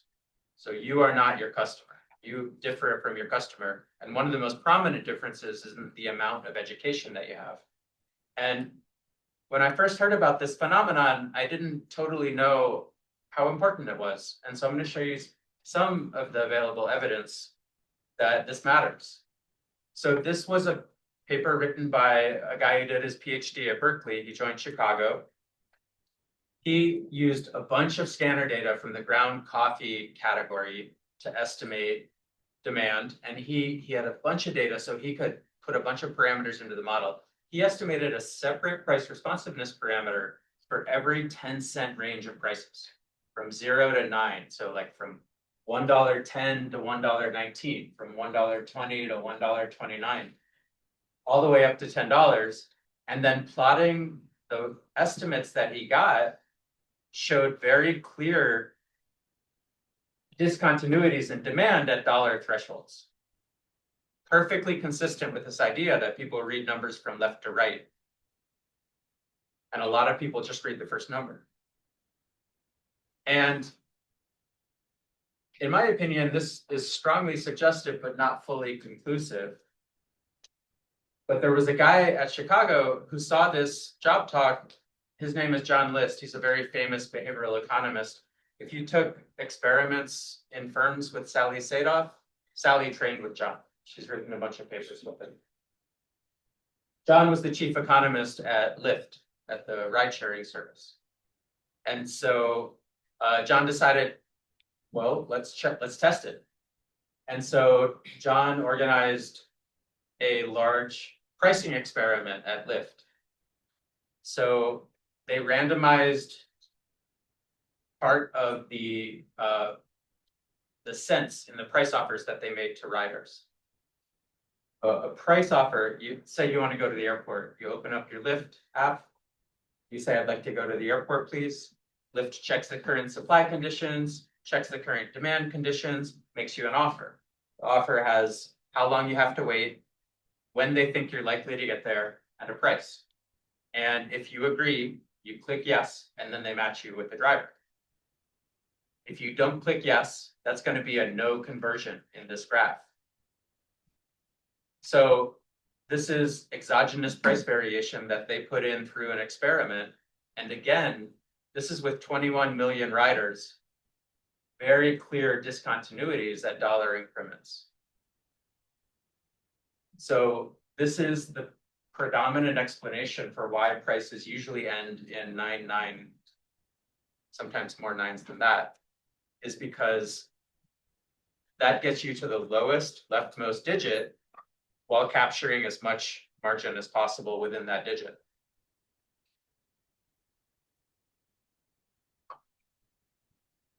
So pretty credible evidence here, I think. I just wish, this is a demand curve. It's really weird how they drew it. They drew non-purchase on the y-axis instead of quantity on the x-axis. So yeah, I have to ask Sally why they did that. This is a demand curve. It's just drawn in a very non-standard way. Okay, another factor to consider is how obvious do you make your price? How easy do you make it to discover? And if you ever sit down in a restaurant and there's no prices on the menu, you know what that means, right? Yeah. Make sure you have enough with you, or you might be washing dishes. Don't order the lobster. So suppose you find your way downtown on a Saturday night, late in the evening, somewhere where there's loud music, and it's crowded, and there's a bar and there's a bunch, and suppose you're enjoying yourself and wanna enjoy a beverage. There's a bunch of bottles behind the bar. And there's a bunch of customers waiting for the bartender's attention. And the bartender finally comes over and says, "What do you want?" And you say, "What are the prices on all of those bottles?" Are you gonna get an answer? No, they're gonna go talk to other people and actually sell stuff. It's very hard to discover the prices in that environment. And the margins are quite large on average. On the other hand, the US Postal Service, I don't know if you know about them, they, if you wanna send like a piece of paper somewhere else, that's one service you can use to do that. My daughter did her taxes on paper this year. I don't totally understand why that happened, but that happened. And then she went to mail the taxes. And then the next day it came back because she didn't put a stamp on the envelope. So the stamp is how the Postal Service accepts money, right? They sell stamps, put the stamp on the envelope. They used to put the price of the stamp on the stamp. They made it as salient as possible how much the stamp cost. And that caused consistent headaches for them. When I worked at a consulting firm called Accenture, the biggest engagement within the company was at the Postal Service. And it was known as the black hole of projects. Consultants went there and they didn't come back. And one of the biggest things that came out of that engagement is stop putting the price of your product on the product itself. Because every single time you have to raise the price, it becomes national news and everyone talks junk about you. Once they stop putting the price on the stamp itself, when's the last time you heard about an increase in the cost of a stamp? It stopped being national news. And that actually mattered for them because they're owned by the government, right? So they're controlled by politicians. So when people get mad at them, it actually put pressure on their budgets. So that just doesn't happen as much anymore. Okay, another factor to consider is called anchoring, and this is really well supported. This was the basis for a Nobel Prize in economics. So the classic experiment is you're on vacation, you go to a beach, you're lying on the beach, it's hot. Your friend says, "Hey, remember that store we passed walking over here? I'm gonna go over to the store, I'm gonna buy myself a beer. I'll buy you a beer if it's in your price range. If it's not, then I won't buy it. How much are you willing to pay?" So your friend is buying it. You have no transaction utility. Your consumption utility will be fixed across the two conditions. If you switch small rundown grocery store to fancy resort hotel, people reliably increase their stated willingness to pay because they expect it to cost more in a fancy resort hotel. The only thing you're modifying here is their reference price. And if you want to make it more relatable, suppose there's a fancy type of boba that you like. On campus, it costs $11, but you know a place on Balboa that has it on deal today for $3. Would you drive over to Balboa to save $8? That's a great deal, right? But what if you want to buy something more expensive and you check Target on campus and it costs $118? And then you know that the same thing is on sale for $110 over at Target on Balboa. Would you drive over to Balboa to save $8? Just reverse yourself, right? No. Well, I thought you nodded for the boba. Like, oh, you nodded. You shook your head either way. Okay. Some people, they like the thrill of the hunt. They want to feel like they got a great deal. They want to justify the purchase rather than continuing to wait. So there's different segments. This is heterogeneous. Now, a much more controversial one. You see this in practice a lot, and I think it gets way overused. It's not that it doesn't ever exist, but it's really questionable. So this was introduced into the scholarly literature by a former colleague of mine named Joel Huber. And one of the first experiments that demonstrated this, they offered MBA students a choice, forced choice, A or B. Do you want to buy a beer rated 50 out of 100 for $1.80? Or a beer rated 70 out of 100 for $2.60? Now, this was in the late 70s, so these are late 70s beer prices. And a third of the students chose A. But when they increased the competition and they added an option rated 40 out of 100 priced at $1.60, the share choosing the 50 rated beer rose up to 47%, which should not have happened. When you add competition, your market share shouldn't go up in most cases. But what they said was, look, by adding a dominated option, we made the 50 rated beer look better by comparison, drawing more people to it. And they call this decoy pricing. It's when you add something to your product menu at a quality and a price that makes another option look better by comparison. The thing that McDonald's does with their fries, like small fries are like more expensive to drive customers to buy them. You definitely can do a version of this with size, and that's my first example right here with movie popcorn, right? If you get like double the popcorn for a small increment more, many people who might have preferred the medium size will pay the little bit extra to get the larger size because the price of the medium is making the bigger one look better by comparison. The other place that you see this, like practically in every product menu that you look at, is software as a service. So this is a classic example from MailChimp. The plan they really want to sell costs $14.99 a month. But before you get to that, you have to look at the $299 a month. And that $299 makes that $14.99 look really attractive by comparison. And if somebody does decide to buy the expensive one, that's a fantastic margin. But that's not really what this is designed for.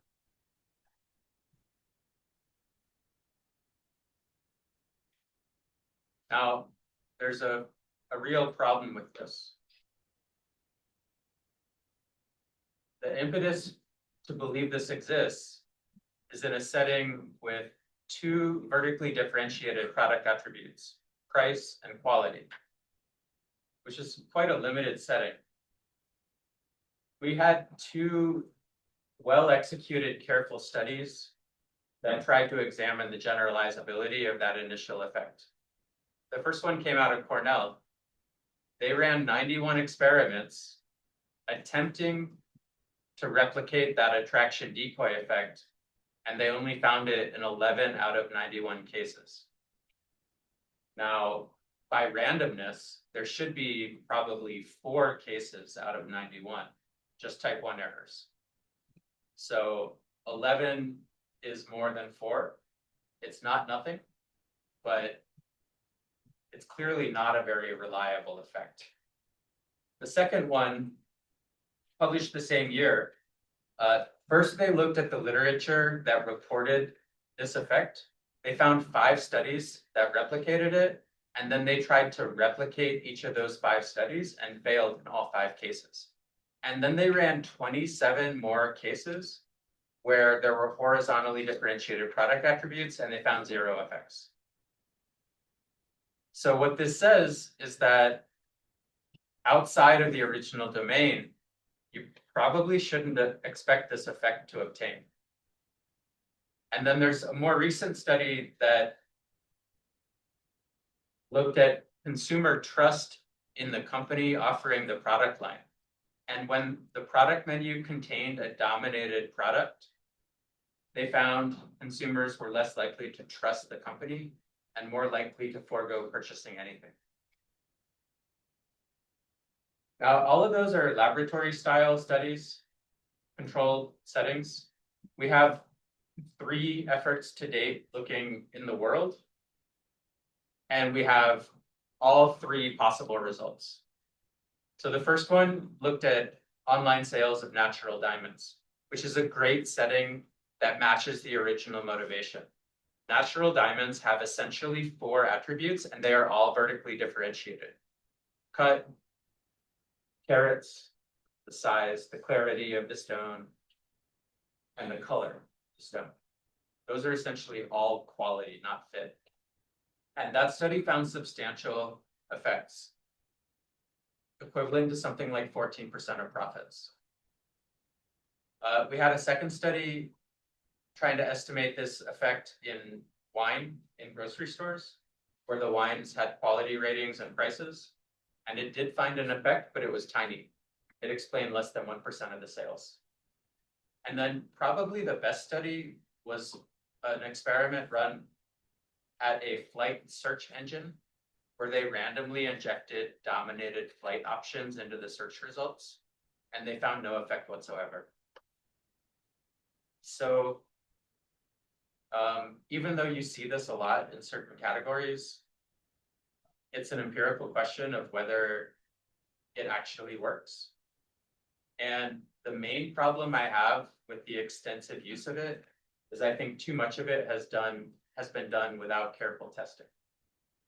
So it may be worth doing, it may not be worth doing, but you definitely should not do this without testing it carefully. That's, I think, the key takeaway here. A lot of people believe this exists, and therefore they act on that belief, and then they don't check if they were correct or not.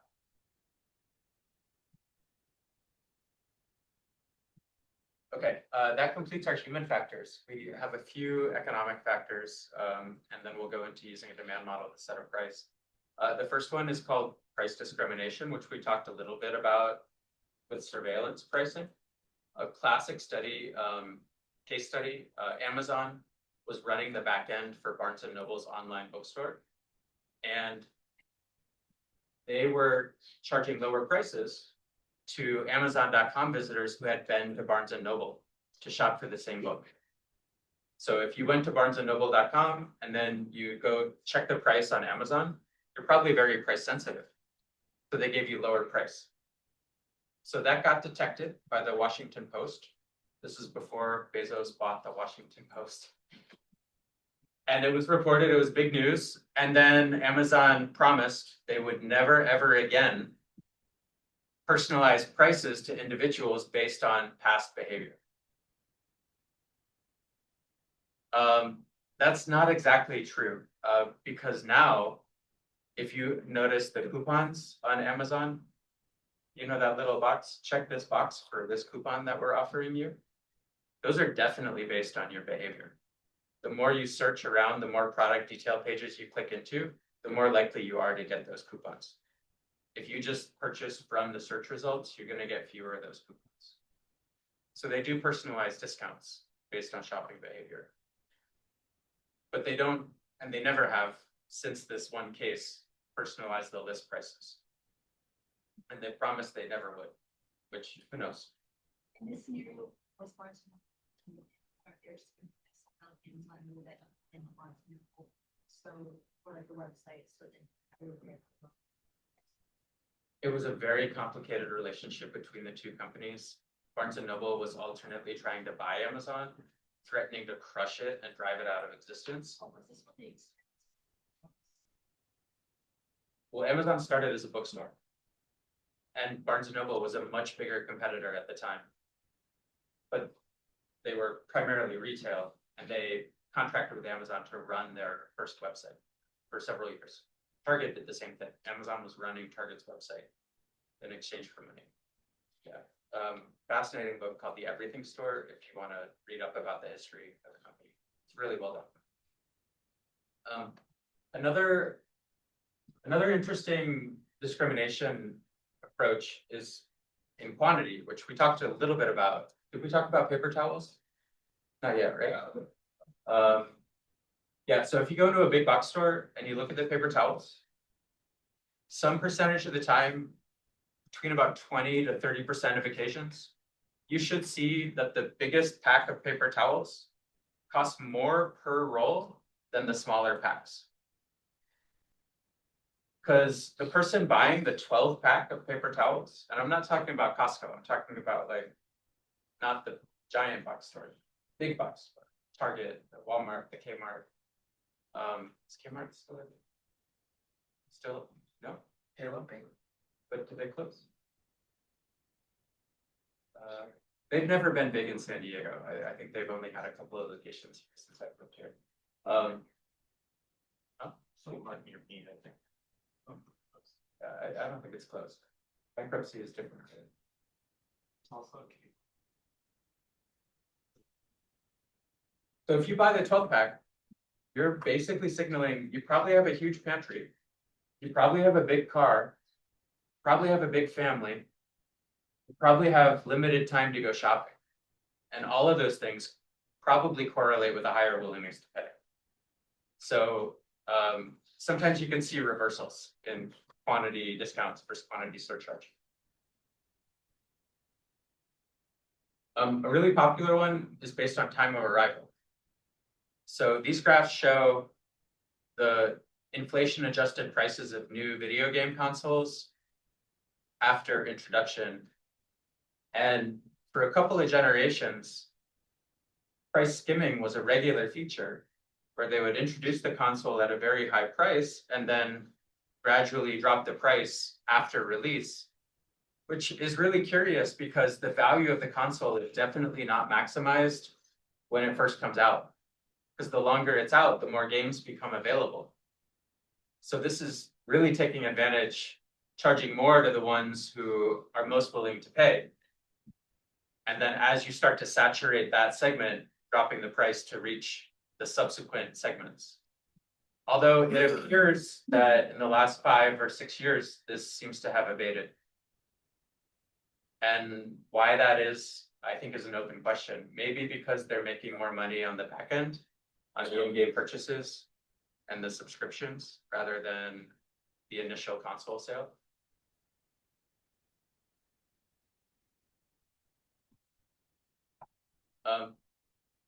We always have to remember, be cautious of starting a price war inadvertently.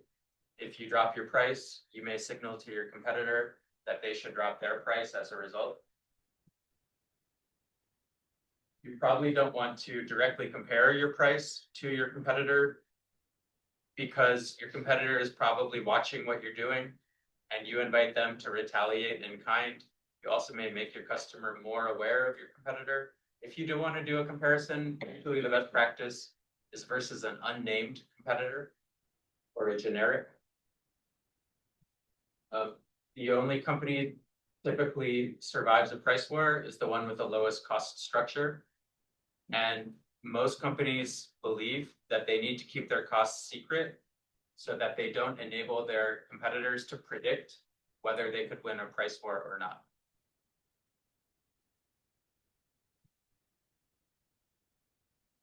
Okay, our final topic before the script is how to use a demand model to set a price, even though, yeah, so we believe most companies are using easy methods that leave money on the table. And so here we're going to try to get that money off the table. But there's good ways to do it, and there's less good ways to do it. So a little bit of review. So a natural log is a mathematical function that has a property that a difference in a natural log is approximately equal to the percentage difference in the variable being logged. So d log q, d log p gives the percentage response of quantity after a percentage change of price. You can do the math. The formula depends on the slope of the demand curve, dq, dp, as well as the specific price and quantity at the point in question. And this typically changes along the demand curve. We like it because it's scale free. It doesn't matter how you measure quantity, whether that's customers or ounces or something like that. And generally the price elasticity is below -1.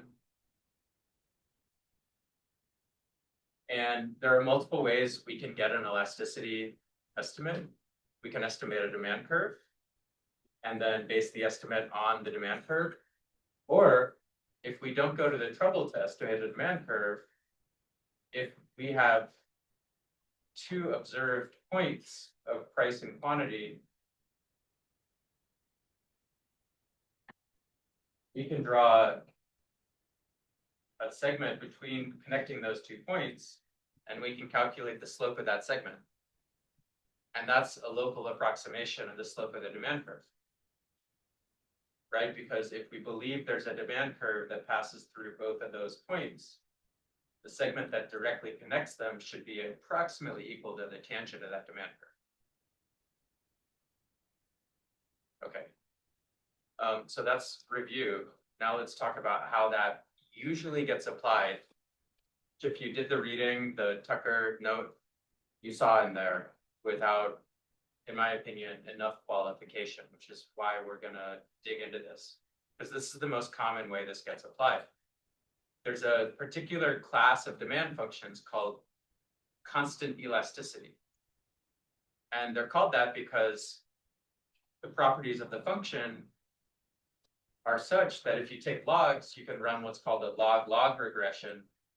You get a single parameter beta that has a constant elasticity no matter what price or quantity you look at. When you do d log q, d log p in this equation, you just get beta, right? And we said a minute ago that typically the elasticity changes along the demand curve. So if you believe me on that, you should understand that if you assume that the elasticity doesn't change, you assume it's constant, you're making an assumption that's usually a bad representation of the data. So I'm going to show you that in today's script and how that can lead you astray.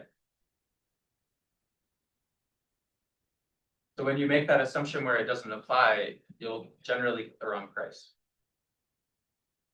So the 2 ways we can turn a demand model into an optimal price is the most popular one, which is popular because it's easy, is you estimate the elasticity, you assume a constant elasticity, and then you write down the profit function, and from the first order conditions of that profit function, you can solve the optimal price as the cost over 1 plus 1 over beta. So you have a closed form expression for the profit maximizing price, assuming that the constant elasticity assumption is not leading you astray. Now, what we're going to do that is strictly better than that, strictly generalizes that approach, is we're going to use our heterogeneous logit demand model, and we're going to calculate profit at each candidate price on a grid, and then we'll just take the price that maximizes the profit as our profit maximizing price. And this is not much harder than this more popular way, but it's much more accurate. And we'll go through that. Now, this is what I'm going to ask you to do in the coding competition this week if you decide to participate. So our demand curve is the causal relationship between our own price and our own quantity.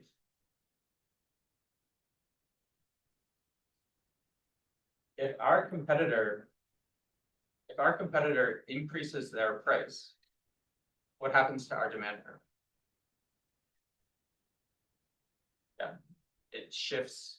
You could call it up, or you could call it shifts out. And that means our profit maximizing price will rise and our profit will rise. If our competitor drops their price, our demand curve shifts in, or you could say it shifts down. Our profit maximizing price will fall and our profit will fall. That clearly demonstrates the relationship of our profit maximizing price as a function of our competitor's price. And when we calculate our profit maximizing price at each of our competitors' potential prices, we can draw what we call the best response pricing curve. And in general, that'll increase because when our competitor charges more, our demand shifts out, we should raise our price. Now, we can also draw the same curve for our competitor. And when we do that, it's also increasing in our price. And so the Nash equilibrium in the pricing game is where the 2 best response curves cross. And at that point, each company is playing its profit maximizing price as a function of its rival's price. Did you see this in Micro? Maybe that was a year or 2 years ago. Vague recollection. Now, look, we spent most of today talking about how most companies are doing easy approaches to price setting and leaving money on the table. And so if I were you at this point in the talk, I would be asking myself, is this relevant? It's a great model, it's very clever, it's powerful, but is it relevant?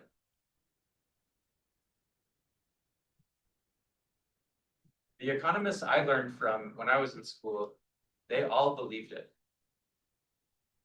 They didn't only treat it like a predictive model, they believed it described reality. These days, more economists have had contact with companies and have worked at companies, and they've started to understand that some of the necessary conditions for all that profit maximizing behavior are not always met.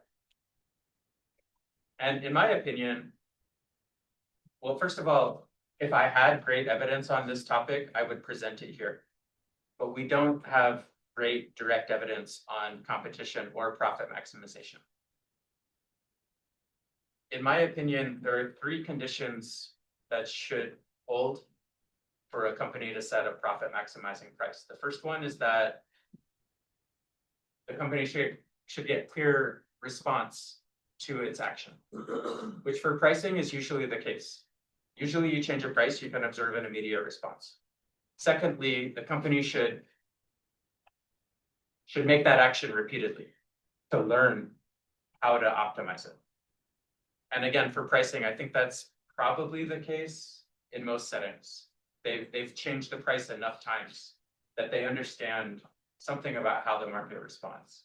Although if they only change the price very infrequently, that second condition may not apply.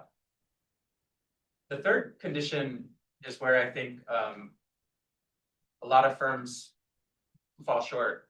The company should be internally organized to maximize profits, which a lot of companies are not.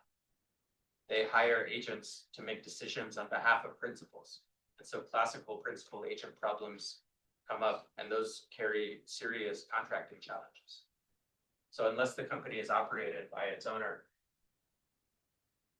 or unless the internal incentives are properly aligned, I think this is where I think this to me is the main reason that it looks like most companies are not pricing to maximize profits. But that's my informed speculation. I don't claim that that is necessarily true. So let's jump into our script. It's about 20 minutes.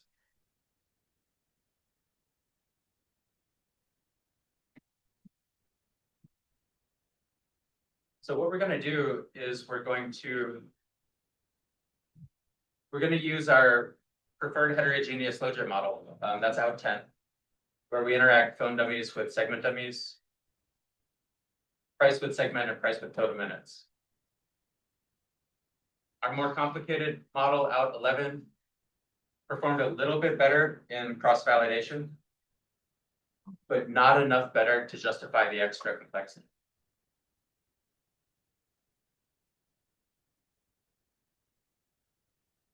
So in this exercise, we're going to be considering alternate prices for Samsung's small phone, which, if you recall, had a regular price of $799 and about a quarter of the market. And we're going to grid search over 41 scenarios, including a no change scenario, 20 increase scenarios, and 20 decrease scenarios. So we'll consider every price change from -200 up to +200. For every value, for every multiple of 10. And the first thing I'm going to do is for every one of those scenarios, I'm going to use our demand model. I'm going to alter the price data. And I'm going to predict the market shares of all 6 companies for each of those 41 scenarios and store the results in SMAT, which stands for share matrix.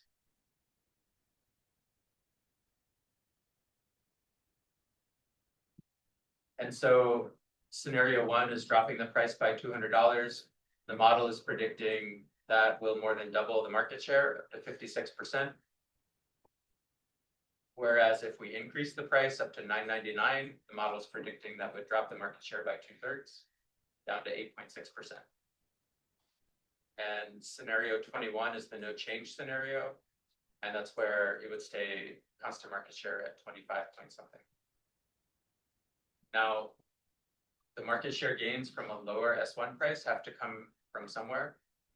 And so you can see that as the price of S1 increases by going down this matrix, the other phones are all predicted to gain share.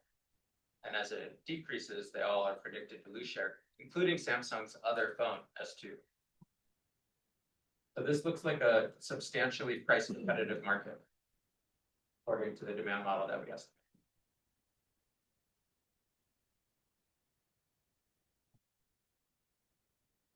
So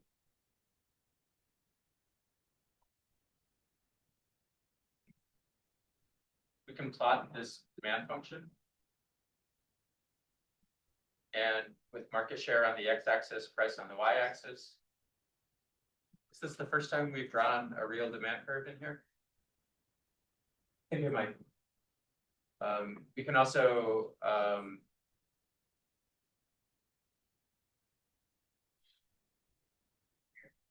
we can convert that x-axis into quantity. So that's what we do here. And that's based on an estimated market size of 10 million smartphones for the college market and millions of units on the quantity axis here in this version. Now, the cost of making a small phone is $470. That'll be relevant for our profit maximization. And what we're going to do is we're going to approximate the elasticity at a couple of points. And then we're going to run the constant elasticity optimal pricing heuristic and then compare that to the grid search. So recall we said if we can connect 2 points in the data series, we can approximate the elasticity. And so for points 20 and 22, which are only $20 apart, we get an elasticity of -3.9, which is quite price elastic. That's there in the center of the demand curve that we've drawn. And then if you recall, going back to this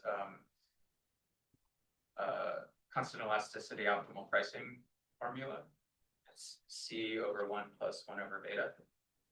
We can apply that to our marginal cost, to our elasticity estimate that we just got.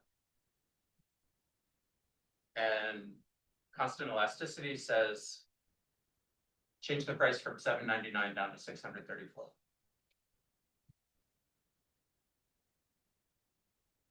Which would be dropping the margin by a lot. So our status quo margin was $329 per phone. Our new margin would be $164 per phone. So cut the margin in half, but I guess we'd be selling more phones to offset dropping our margin by half. But I've told you that this is usually not a good approach, even though it's pretty easy. Because usually the elasticity is not constant. Usually it's changing as you go down the demand curve.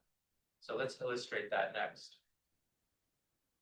So first of all, that elasticity we got of -3.9, that was based on an interval of $20 in the price. That interval is something that we choose. What if we make the interval wider? What if we use an interval of $400? So if I pull price and quantity from scenario 1 and scenario 41, and I repeat that elasticity approximation, this time I get -1.3. That's a dramatically different price elasticity. And if I put that into our constant elasticity pricing formula,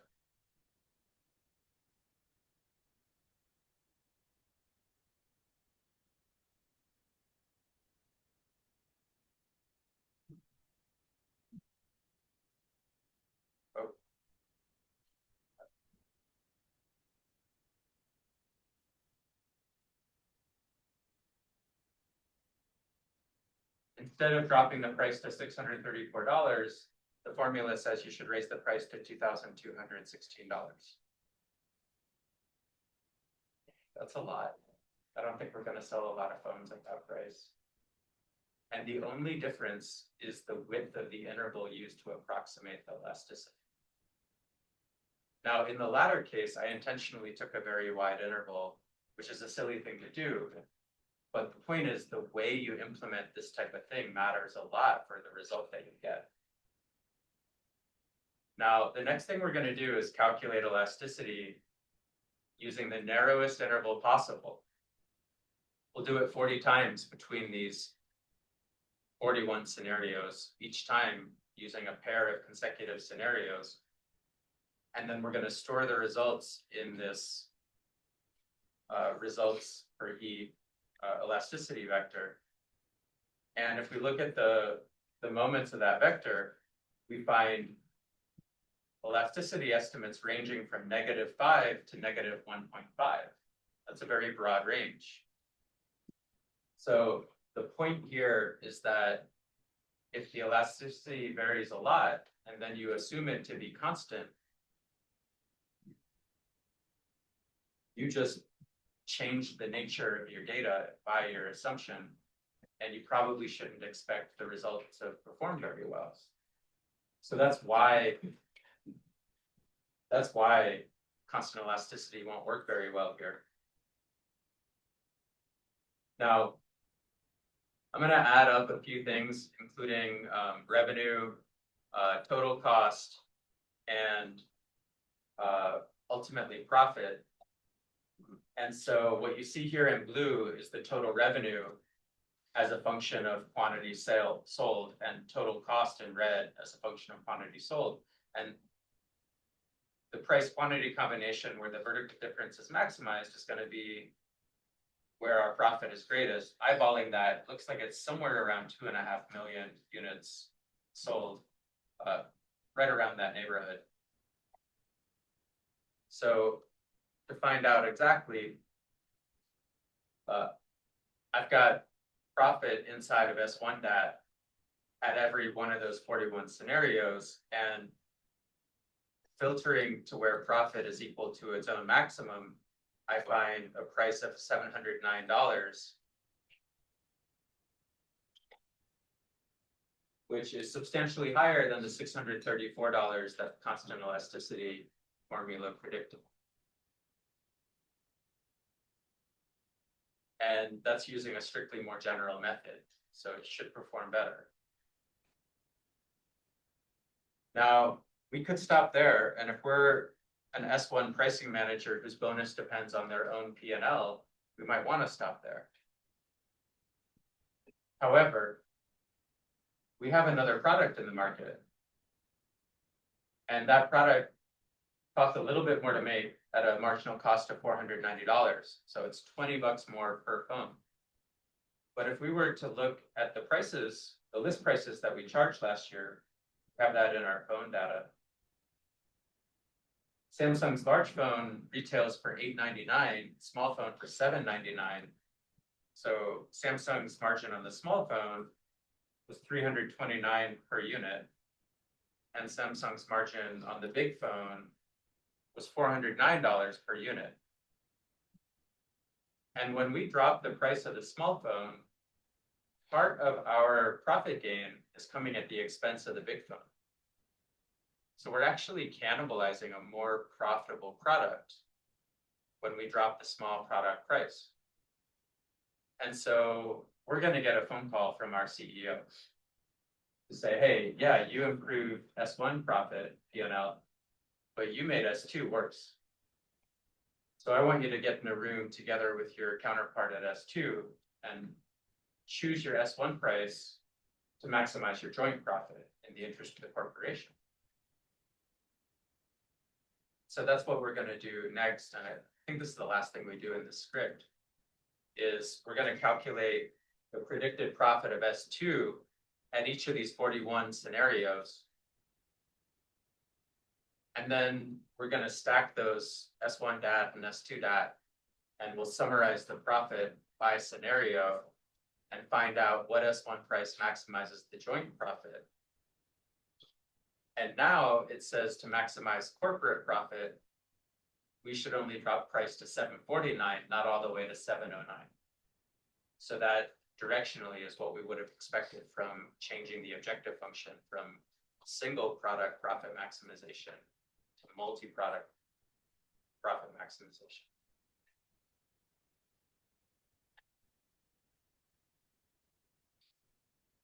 Okay, so that's gonna wrap us up for tonight. So in the coding competition, you wanna optimize price as a function of competitor price multiple times to draw the best response function. And if you really wanted to go farther, you could do that for multiple competing firms and predict the Nash equilibrium and prices. We'll leave that there. Thank you so much for your attention tonight. If you remember nothing else, remember that the easiest methods get used the most, but they leave a lot to be desired. Consumers expect prices to reflect quality positions, and optimal pricing requires attention to human factors as well as economic. A lot of things to go deeper if you like this stuff. Thank you. See you next week for branding and advertising. I was driven. I was driven.